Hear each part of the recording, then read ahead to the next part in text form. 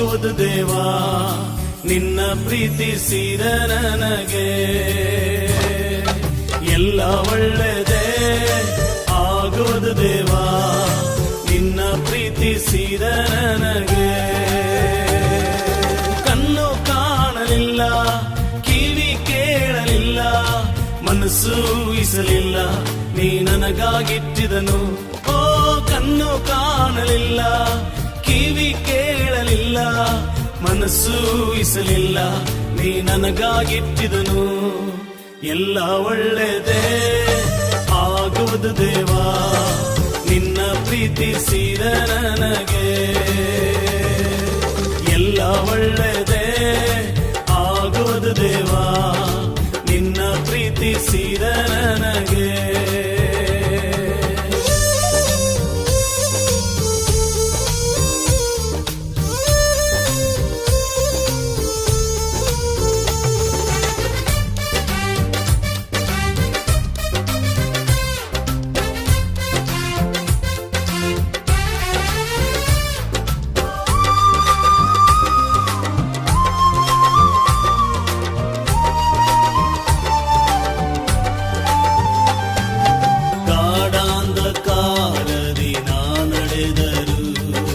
ಬೆಂಕಿಯಲ್ಲಿ ಹಾಕಲ್ಪಟ್ಟರು ಗಾಢಾಂಧಕಾರದಿ ನಾ ನಡೆದರು ಬೆಂಕಿಯಲ್ಲಿ ಹಾಕಲ್ಪಟ್ಟರು ನೀ ನನ್ನ ಜೊತೆಯೆಂದು ಇರುವೆ ದೇವಾ ನಿನ್ ವಾಗ್ದಾನ ನನ್ನಲ್ಲಿ ನೆರವೇರುವುದು ನೀ ನನ್ನ ಜೊತೆಯೆಂದು ಇರುವೆ ದೇವಾ ನಿನ್ ವಾಗ್ದಾನ ನನ್ನಲ್ಲಿ ನೆರವೇರುವುದು ಓ ಕಣ್ಣು ಕಾಣಲಿಲ್ಲ ಕಿವಿ ಕೇಳಲಿಲ್ಲ ಮನಸ್ಸು ಊಹಿಸಲಿಲ್ಲ ನೀ ನನಗಾಗಿಟ್ಟಿದನು ಓ ಕಣ್ಣು ಕಾಣಲಿಲ್ಲ ಕಿವಿ ಕೇಳಲಿಲ್ಲ ಮನಸ್ಸು ಊಹಿಸಲಿಲ್ಲ ನೀ ನನಗಾಗಿಟ್ಟಿದನು ಎಲ್ಲ ಒಳ್ಳೆದೇ ಆಗುವುದು ದೇವಾ ನಿನ್ನ ಪ್ರೀತಿಸಿದ ನನಗೆ ಎಲ್ಲ ಒಳ್ಳೆದೇ ಆಗುವುದು ದೇವಾ ನಿನ್ನ ಪ್ರೀತಿಸಿದ ನನಗೆ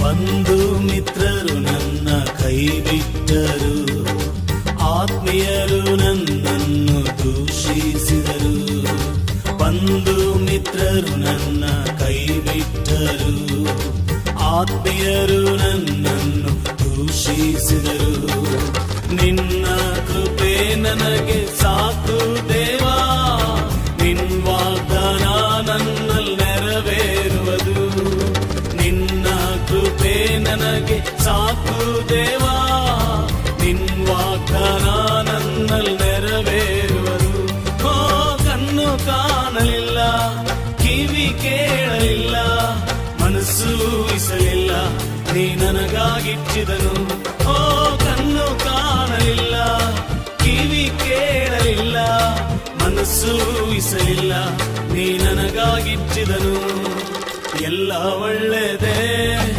ಆಗುವುದು ದೇವಾ ನಿನ್ನ ಪ್ರೀತಿಸಿದ ನನಗೆ ಎಲ್ಲ ಒಳ್ಳೆದೇ ಆಗುವುದು ದೇವಾ ನಿನ್ನ ಪ್ರೀತಿಸಿದ ನನಗೆ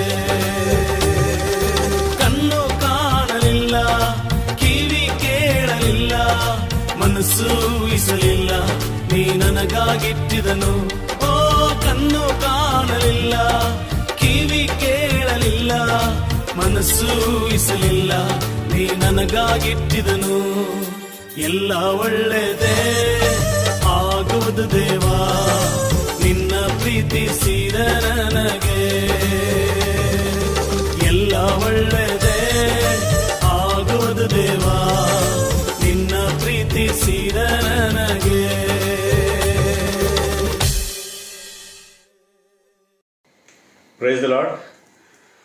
ನಮ್ಮ ಪ್ರಭುವಾದ ಯೇಸು ಕ್ರಿಸ್ತನ ಹೆಸರಿನಲ್ಲಿ ನಿಮ್ಮೆಲ್ಲರನ್ನು ಈ ಸಬ್ಬತ್ ದಿನದ ಆರಾಧನೆಗಾಗಿಯೂ ವಿಶೇಷವಾದ ರೀತಿಯಲ್ಲಿ ದೇವರ ಸಂದೇಶವನ್ನು ಕೇಳುವುದಕ್ಕಾಗಿಯೂ ನಿಮ್ಮೆಲ್ಲರನ್ನು ಸ್ವಾಗತಿಸ್ತಾ ಇದ್ದೇನೆ. ದೇವರು ನಿಮ್ಮೆಲ್ಲರನ್ನು ಆಶೀರ್ವದಿಸಲಿ. ನಾವು ಪ್ರಾರ್ಥನೆ ಮುಖಾಂತರ ದೈವ ಸಂದೇಶವನ್ನು ಕೇಳುವುದಕ್ಕಾಗಿ ನಮ್ಮ ಆತ್ಮಗಳನ್ನು ಸಿದ್ಧಗೊಳಿಸೋಣ, ಪ್ರಾರ್ಥಿಸಿಕೊಳ್ಳೋಣ. ನಮ್ಮ ಪ್ರಭುವಾದ ಯೇಸು ಕ್ರಿಸ್ತನೇ, ನಮ್ಮ ಒಡೆಯನೇ, ನಮ್ಮ ರಕ್ಷಕನೇ, ನಿನ್ನ ಪರಿಶುದ್ಧ ಸ್ಥಾನದಲ್ಲಿ ಬಂದು ನಾವು ನಿನ್ನ ವಂದಿಸಿ ಕೊಂಡಾಡ್ತಾ ಇದ್ದೇವೆ. ರಾಜಾದಿ ರಾಜನು, ಕರ್ತಾದಿ ಕರ್ತನಾಗಿದೆ ತಂದೆ. ಸರ್ವಲೋಕವು ನಿನ್ನ ಮುಂದೆ ಅಡ್ಡ ಬೀಳಲೆಂಬುದಾಗಿ ನಿನ್ನ ಪ್ರಾರ್ಥಿಸ್ತಾ ಇದೆ ತಂದೆ. ನಿನ್ನ ಪರಿಶುದ್ಧ ಸ್ಥಾನದಲ್ಲಿ ಬಂದು ನಿನ್ನ ಆರಾಧಿಸುವಂತೆ ಕೊಂಡಾಡುವಂತೆಯೂ ನಿನ್ನ ವಾಕ್ಯವನ್ನು ಕೇಳುವಂತೆಯೂ ನಮಗೆ ದಯಪಾಲಿಸಿರ್ತಕ್ಕಂಥ ಈ ಅಮೂಲ್ಯವಾದ ಸಮಯಕ್ಕಾಗಿ ನಮ್ಮ ಹೃದಯದಿಂದ ನಾವು ನಿನ್ನ ವಂದಿಸಿಕೊಂಡಾಡ್ತಾ ಇದ್ದೇವೆ. ನಿನ್ನ ವಾಕ್ಯಗಳನ್ನು ಓದಿ ಮನನ ಮಾಡ್ತಕ್ಕಂಥ ಸಂದರ್ಭದಲ್ಲಿ ನಿನ್ನ ಆತ್ಮವನ್ನು ನಮ್ಮ ಮೇಲೆ ಸುರಿಸಬೇಕೆಂಬುದಾಗಿ ನಿನ್ನ ಪ್ರಾರ್ಥಿಸ್ತಾ ಇದ್ದೇವೆ. ಈ ನಿನ್ನ ವಾಕ್ಯವನ್ನು ಕೇಳುವವರು ಮಾತ್ರವಾಗಿರದೆ ಈ ವಾಕ್ಯಗಳನ್ನು ಅರ್ಥ ಮಾಡಿಕೊಂಡವರಾಗಿ ನಿನ್ನ ವಾಕ್ಯಗಳನ್ನು ಸಾರವಾಗಿ ನಡೆಯುವಂತೆಯೂ ನಿನ್ನ ಆಶೀರ್ವಾದಗಳನ್ನು ಪಡೆಯುವಂತೆ ನಮಗೆ ಸಹಾಯ ನೀಡಬೇಕೆಂದು ಬೇಡುತ್ತಾ ನಿನ್ನ ಪ್ರಸನ್ನತೆಗಾಗಿಯೂ ನಿನ್ನ ನಡೆಸುವಿಕೆಯಾಗಿಯೂ ನಾವು ಪ್ರಾರ್ಥಿಸುತ್ತಾ ಈ ಪ್ರಾರ್ಥನೆಯನ್ನು ಯೇಸುವಿನ ದಿವ್ಯ ನಾಮದಲ್ಲಿ ಬೇಡಿ ಹೊಂದಿದ್ದೇವೆ ತಂದೆಯೇ, ಆಮೇನ್. ಪ್ರಿಯರೇ, ಈ ದಿನದ ದೈವ ಸಂದೇಶಕ್ಕಾಗಿ ಆರಿಸಿಕೊಂಡಿರ್ತಕ್ಕಂಥ ವೇದ ಭಾಗವು ಶ್ರೀ ಲೂಕನ ಬರೆದ ಸುವಾರ್ತೆ 18ನೇ ಅಧ್ಯಾಯ 18ನೇ ವಚನದಿಂದ 27 ವಚನ ಒಳಗೆ ನಾವು ಓದಿಕೊಳ್ಳೋಣ. ಒಬ್ಬ ಅಧಿಕಾರಿ ಬಂದು, ಒಳ್ಳೆ ಬೋಧಕನೇ, ನಾನು ನಿತ್ಯ ಜೀವಕ್ಕೆ ಬಾಧ್ಯನಾಗುವಂತೆ ಏನು ಮಾಡಬೇಕು ಎಂದು ಆತನನ್ನು ಕೇಳಲಾಗಿ, ಯೇಸು ಅವನಿಗೆ, ನನ್ನನ್ನು ಒಳ್ಳೆಯವನೆಂದು ಯಾಕೆ ಹೇಳುತ್ತಿ? ದೇವರೊಬ್ಬನೇ ಹೊರತು ಮತ್ತಾವರು ಒಳ್ಳೆಯವನಲ್ಲ. ವ್ಯಭಿಚಾರ ಮಾಡಬಾರದು, ನರಹತ್ಯೆ ಮಾಡಬಾರದು, ಕದಿಯಬಾರದು, ಸುಳ್ಳು ಸಾಕ್ಷಿ ಹೇಳಬಾರದು, ನಿನ್ನ ತಂದೆ ತಾಯಿಗಳನ್ನು ಸನ್ಮಾನಿಸಬೇಕು ಎಂಬ ದೇವರಾಜ್ಞೆಗಳು ನಿಮಗೆ ಗೊತ್ತಿವೆಯಷ್ಟೇ ಎಂದು ಹೇಳಿದನು. ಅದಕ್ಕೆ ಅವನು, ನಾನು ಚಿಕ್ಕಂದಿನಿಂದಲೂ ಇವೆಲ್ಲಕ್ಕೂ ಸರಿಯಾಗಿ ನಡ್ಕೊಂಡು ಬಂದಿದ್ದೇನೆ ಎಂದು ಹೇಳಲು, ಯೇಸು ಅದನ್ನು ಕೇಳಿ ಅವನಿಗೆ, ಇನ್ನೂ ನಿನಗೆ ಒಂದು ಕಡಿಮೆಯಾಗಿದೆ. ನಿನ್ನ ಬದುಕನ್ನೆಲ್ಲ ಮಾರಿ ಬಡವರಿಗೆ ಹಂಚಿಕೊಡು, ಪರಲೋಕದಲ್ಲಿ ನಿನಗೆ ಸಂಪತ್ತಿರುವುದು. ನೀನು ಬಂದು ನನ್ನನ್ನು ಹಿಂಬಾಲಿಸು ಎಂದು ಹೇಳಿದನು. ಅವನು ಬಹಳ ಐಶ್ವರ್ಯವಂತವನಾಗಿದ್ದರಿಂದ ಇದನ್ನು ಕೇಳಿ ಬಹಳ ವ್ಯಸನಗೊಂಡನು. ಆಗ ಯೇಸು ಅವನನ್ನು ನೋಡಿ, ಧನವಂತರು ದೇವರ ರಾಜ್ಯದಲ್ಲಿ ಸೇರುವುದು ಎಷ್ಟೋ ಕಷ್ಟ, ಐಶ್ವರ್ಯವಂತನು ದೇವರ ರಾಜ್ಯದಲ್ಲಿ ಸೇರುವುದಕ್ಕಿಂತ ಒಂಟೆಯು ಸೂಜಿಯ ಕಣ್ಣಿನಲ್ಲಿ ನುಗ್ಗುವುದು ಸುಲಭ ಅಂದನು. ಈ ಮಾತನ್ನು ಕೇಳಿದವರು, ಹೀಗಿದ್ದರೆ ಯಾರಿಗೆ ರಕ್ಷಣೆಯಾದೀತು ಎಂದು ಕೇಳಲು ಆತನು, ಮನುಷ್ಯರಿಗೆ ಅಸಾಧ್ಯವಾದ ಕಾರ್ಯಗಳು ದೇವರಿಗೆ ಸಾಧ್ಯವಾಗಿವೆ ಅಂದನು. ದೇವರು ಓದಿರ್ತಕ್ಕಂಥ ಈ ಒಂದು ವಾಕ್ಯಗಳನ್ನು ನಮ್ಮ ಆತ್ಮೀಯ ಲಾಭಕ್ಕಾಗಿ ಆಶೀರ್ವದಿಸಲಿ. For today's meditation, the scripture portion is taken from the Gospel according to St. Luke, chapter 18, verse 18 to 27. Jesus counsels the rich young ruler. Now a certain ruler asked him, saying, Good teacher, what shall I do to inherit eternal life? So Jesus said to him, Why do you call me good?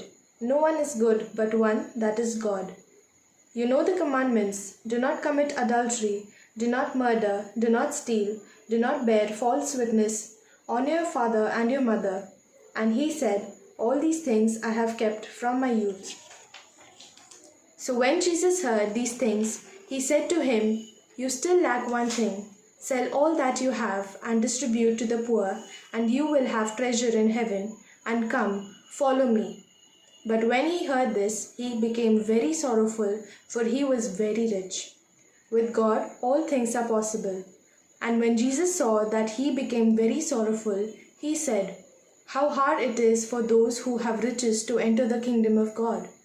For it is easier for a camel to go through a needle's eye than for a rich man to enter the kingdom of God. And those who heard it said, Who then can be saved? But he said, The things which are impossible with men are possible with God. ಪ್ರಿಯರೇ, ನಾವು ಈ ದಿನದ ವೇದನೆಗಾಗಿ ಆರಿಸಿಕೊಂಡಿರ್ತಕ್ಕಂಥ ವೇದ ಭಾಗವು ಶ್ರೀ ಲೂಕನ ಬರೆದ ಸುವಾರ್ತೆ 18ನೇ ಅಧ್ಯಾಯ 18ರಿಂದ 27 ವಚನಗಳಿಗೆ ನಾವು ಈಗಾಗಲೇ ಓದಿಕೊಂಡಿದ್ದೇವೆ.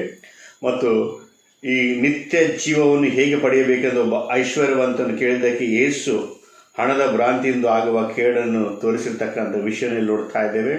ಅದೇ ರೀತಿಯಲ್ಲಿ ನಾವು ಸಿಮಿಲರ್ ಆಗಿರ್ತಕ್ಕಂಥ ಈ ಒಂದು ಪ್ಯಾಸೇಜ್ ಮತ್ತಾಯನ ಬರೆದ ಸುವಾರ್ತೆ 19ನೇ ಅಧ್ಯಾಯ 16ರಿಂದ 29ನೇ ವಚನ ಮತ್ತು ಮಾರ್ಕನ ಬರೆದ ಸುವಾರ್ತೆ 10ನೇ ಅಧ್ಯಾಯ 17ರಿಂದ 30 ವಚನಗಳಲ್ಲಿ ನೋಡ್ತಾ ಇದ್ದೇವೆ. ಈ 3 ಸ್ಥಳಗಳಲ್ಲಿ ನಾವು ನೋಡ್ತಾ ಇದ್ದೇವೆ, ಒಬ್ಬ ಐಶ್ವರ್ಯವಂತನು ನಿತ್ಯ ಜೀವವನ್ನು ಪಡೆಯುವುದಕ್ಕಾಗಿ ಯೇಸು ಕ್ರಿಸ್ತನ ಹತ್ತಿರ ಬಂದು ಯೇಸು ಕ್ರಿಸ್ತನನ್ನು ಪ್ರಶ್ನಿಸಿರ್ತಕ್ಕಂಥ ವಿಷಯವನ್ನು ನಾವು ಇಲ್ಲಿ ನೋಡ್ತಾ ಇದ್ದೇವೆ. ಮತ್ತು ಹಣದ ಭ್ರಾಂತಿಯಿಂದ ಯಾವ ರೀತಿಯಲ್ಲಿ ನಾವು ನಮಗೆ ದೊರಕತಕ್ಕಂಥ ಆಶೀರ್ವಾದಗಳನ್ನು ನಿತ್ಯ ಜೀವನ ಪಡೆಯದೆ ನಾವು ನಮ್ಮ ಜೀವನದಲ್ಲಿ ನಾವು ದೊಡ್ಡ ಈ ಒಂದು ತಪ್ಪನ್ನು ಮಾಡುತ್ತಾ ಇದ್ದೆವು ಎಂಬ ಒಂದು ವಿಷಯವನ್ನು ಈ ಒಂದು ಭಾಗದಿಂದ ನಾವು ಕಲಿಯಬಹುದು. ಯಾವ ರೀತಿಯಲ್ಲಿ ನಾವು ಇಲ್ಲಿ ಒಬ್ಬ ಯೌವನಸ್ಥನ ಮುಖಾಂತರ ನಿತ್ಯ ಜೀವಕ್ಕಾಗಿ ಆತನು ಯೇಸುವಿನ ಹತ್ತಿರ ಬಂದು, ಒಬ್ಬ ಅಧಿಕಾರಿಯು ಬಂದು ಒಳ್ಳೆಯ ಬೋಧಕನೇ, ನಾನು ನಿತ್ಯ ಜೀವಕ್ಕೆ ಬಾಧ್ಯನಾಗುವಂತೆ ಏನು ಮಾಡಬೇಕು ಎಂದು ಯೇಸು ಕ್ರಿಸ್ತನನ್ನು ಕೇಳಿರ್ತಕ್ಕಂಥ ವಿಷಯ ನೋಡ್ತಾ ಇದ್ದೇವೆ. ಅದೇ ರೀತಿಯಲ್ಲಿ ನಾವು ಮಾರ್ಕನ ಬರೆದ ಸುವಾರ್ತೆ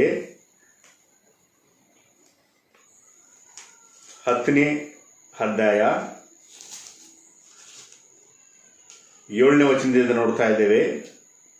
ಆತನು ಹೊರಟು ದಾರಿಯಿಂದ ಹೋಗ್ತಿರುವಾಗ ಒಬ್ಬನು ಓಡುತ್ತಾ ಆತನ ಎದುರಿಗೆ ಬಂದು ಮೊಣಕಾಲೂರಿ, ಒಳ್ಳೆಯ ಬೋಧಕನೇ, ನಾನು ನಿತ್ಯ ಜೀವಕ್ಕೆ ಬಾಧ್ಯಸ್ಥನಾಗಬೇಕೆಂದರೆ ಏನು ಮಾಡಬೇಕೆಂದು ಆತನನ್ನು ಕೇಳಲಾಗಿ ಯೇಸು ಅವನಿಗೆ, ನನ್ನನ್ನು ಒಳ್ಳೆಯವನೆಂದು ಯಾಕೆ ಹೇಳುತ್ತಿ? ದೇವರೊಬ್ಬನೇ ಹೊರತು ಮತ್ತವನು ಒಳ್ಳೆಯವನಲ್ಲ. 2 ಪ್ಯಾಸೇಜ್ಗಳಲ್ಲಿ ನೋಡ್ತಾ ಇದ್ದೇವೆ, ಮಾರ್ಕನ ಬರೆದ ಸುವಾರ್ತೆಯಲ್ಲಿ ಮತ್ತು ಲೂಕನ ಬರೆದ ಸುವಾರ್ತೆಯಲ್ಲಿ. ಇಲ್ಲಿ ನೋಡ್ತಾ ಇದ್ದೇವೆ, ವಿಶೇಷವಾದ ರೀತಿಯಲ್ಲಿ ಮಾರ್ಕನ ಬರೆದ ಸುವಾರ್ತೆಯಲ್ಲಿ ಈ ಒಂದು ಯೌವನಸ್ಥ ವ್ಯಕ್ತಿಯು ಮತ್ತು ಐಶ್ವರ್ಯವುಳ್ಳ ಈ ಒಂದು ಯೌವನಸ್ಥ ವ್ಯಕ್ತಿಯು ಯೇಸು ಕ್ರಿಸ್ತನ ದಾರಿ ಹಿಡಿದು ಹೋಗ್ತಿರುವಾಗ ಆತನು ಓಡುತ್ತಾ ಯೇಸು ಕ್ರಿಸ್ತನ ಹತ್ತಿರ ಬಂದು ಆತನು ಯೇಸು ಕ್ರಿಸ್ತನಿಗೆ, ಒಳ್ಳೆಯ ಬೋಧಕನೇ, ನಾನು ನಿತ್ಯ ಜೀವಕ್ಕೆ ಬಾಧ್ಯಸ್ಥನಾಗಬೇಕಾದರೆ ನಾನು ಏನು ಮಾಡಬೇಕೆಂಬುದಾಗಿ ಪ್ರಶ್ನಿಸಿರ್ತಕ್ಕಂಥ ಆ ಒಂದು ಪ್ರಶ್ನೆಯು ಅತಿ ಪ್ರಾಮುಖ್ಯವಾದ ಒಂದು ಪ್ರಶ್ನೆಯಾಗಿದೆ. ಈ ಒಂದು ಪ್ರಶ್ನೆಯು ಆ ಒಂದು ಯೌವನಸ್ಥ ವ್ಯಕ್ತಿಯು ಕೇಳಿರ್ತಕ್ಕಂಥ ಪ್ರಶ್ನೆಯನ್ನು ಈ ದಿನದಲ್ಲಿ ನಾನು ನೀನು ಕೇಳ್ತಕ್ಕಂಥ ಒಂದು ಪ್ರಶ್ನೆಯಾಗಿದೆ. ನಮ್ಮ ಜೀವನದಲ್ಲಿ ಎಲ್ಲ ಅತಿ ವಿಶೇಷವಾದ ಪ್ರಶ್ನೆಗಳಲ್ಲಿ ಅತಿ ವಿಶೇಷವಾದ ಒಂದು ಪ್ರಶ್ನೆ ನೋಡಬೇಕಾದರೆ, ನಾನು ನಿತ್ಯ ಜೀವನ ಪಡೆಯಬೇಕಾದರೆ ಏನು ಮಾಡಬೇಕು, ನಾನು ರಕ್ಷಣೆಯನ್ನು ಪಡೆಯಬೇಕಾದರೆ ನಾನು ಏನು ಮಾಡಬೇಕು ಎಂಬ ಒಂದು ಪ್ರಶ್ನೆಯು ಪ್ರತಿಯೊಬ್ಬ ವ್ಯಕ್ತಿಯು ಕೇಳ್ತಕ್ಕಂಥ ಒಂದು ಪ್ರಶ್ನೆಯಾಗಿದೆ. ಅದಕ್ಕಾಗಿ ಆ ಒಂದು ಉತ್ತರ ಏನಾಗಿದೆ ಎಂಬುದಾಗಿ ಸಹ ಈ ದಿನದಲ್ಲಿ ನಮ್ಮನ್ನು ನಾವು ಈ ಒಂದು ವಾಕ್ಯಗಳ ಮುಖಾಂತರ ನಾವು ಪರೀಕ್ಷಿಸಿಕೊಳ್ತಕ್ಕಂಥ ಉತ್ತಮವಾದ ಸಮಯ ದೇವರು ನಮಗೆ ಕಲ್ಪಿಸಿಕೊಟ್ಟಿದ್ದಾನೆ. ಎಷ್ಟೋ ಜನರು ಕ್ರೈಸ್ತರಾಗಿರ್ತಕ್ಕಂಥ ನಾವು ಕ್ರೈಸ್ತರ ಕುಟುಂಬದಲ್ಲಿ ನಾವು ಹುಟ್ಟಿ ಬೆಳೆದಿದ್ದೇವೆ. ಆದ ಕಾರಣ ಆಟೋಮೆಟಿಕ್ ಆಗಿ ನಮಗೆ ರಕ್ಷಣೆ ದೊರಕುತ್ತದೆ. ನಾವು ದೇವರ ಮಕ್ಕಳಾಗಿದ್ದೇವೆ, ನಾವು ಕ್ರೈಸ್ತರಾಗಿದ್ದೇವೆ ಎಂಬುದಾಗಿ ನಾವು ಹೇಳುತ್ತೇವೆ. ಕ್ರೈಸ್ತರಾಗಿ ನಾವು ಕ್ರೈಸ್ತರ ಕುಟುಂಬದಲ್ಲಿ ನಾವು ಜನ್ಮ ತಾಳೋದ ಮುಖಾಂತರ ಮಾತ್ರ ನಾವು ಕ್ರೈಸ್ತರಾಗುವುದಿಲ್ಲ. ನಮ್ಮ ಪ್ರಿಯರೇ, ನಾವು ಕ್ರೈಸ್ತರಾಗಬೇಕಾದರೆ ಯೇಸು ಕ್ರಿಸ್ತನು ನಮ್ಮ ಸ್ವಂತ ರಕ್ಷಕನಾಗಿ ಸ್ವೀಕರಿಸಿಕೊಳ್ಳಬೇಕೆಂಬುದಾಗಿ ನೋಡ್ತಾ ಇದ್ದೇವೆ. ಅದೇ ರೀತಿ ನೋಡ್ತಾ ಇದ್ದೇವೆ, ನಾವು ನಿತ್ಯ ಜೀವವನ್ನು ಪಡೀತಕ್ಕಂಥದ್ದು ಅತಿ ಅವಶ್ಯಕವಾದ ಒಂದು ವಿಷಯವಾಗಿದೆ. ದೇವ ಲೋಕದ ಮೇಲೆ ಎಷ್ಟೋ ಪ್ರೀತಿಯನ್ನು ಇಟ್ಟು ಒಬ್ಬನೇ ಮಗನನ್ನು ಕೊಟ್ಟನು.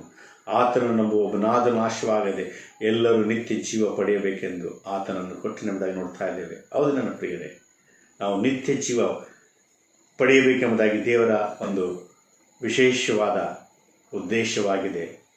ಆ ಒಂದು ನಿತ್ಯ ಜೀವವನ್ನು ಯಾವ ರೀತಿಯಲ್ಲಿ ಪಡೆಯಬೇಕೆಂಬುದಾಗಿ ಈ ಒಂದು ವ್ಯಕ್ತಿ ಯೇಸು ಕ್ರಿಸ್ತನ ಹತ್ತಿರ ಬಂದು ಕೇಳಿರ್ತಕ್ಕಂಥ ವಿಷಯ ನಿಜವಾಗಿಯೂ ಒಳ್ಳೆಯ ಒಂದು ಪ್ರಶ್ನೆ.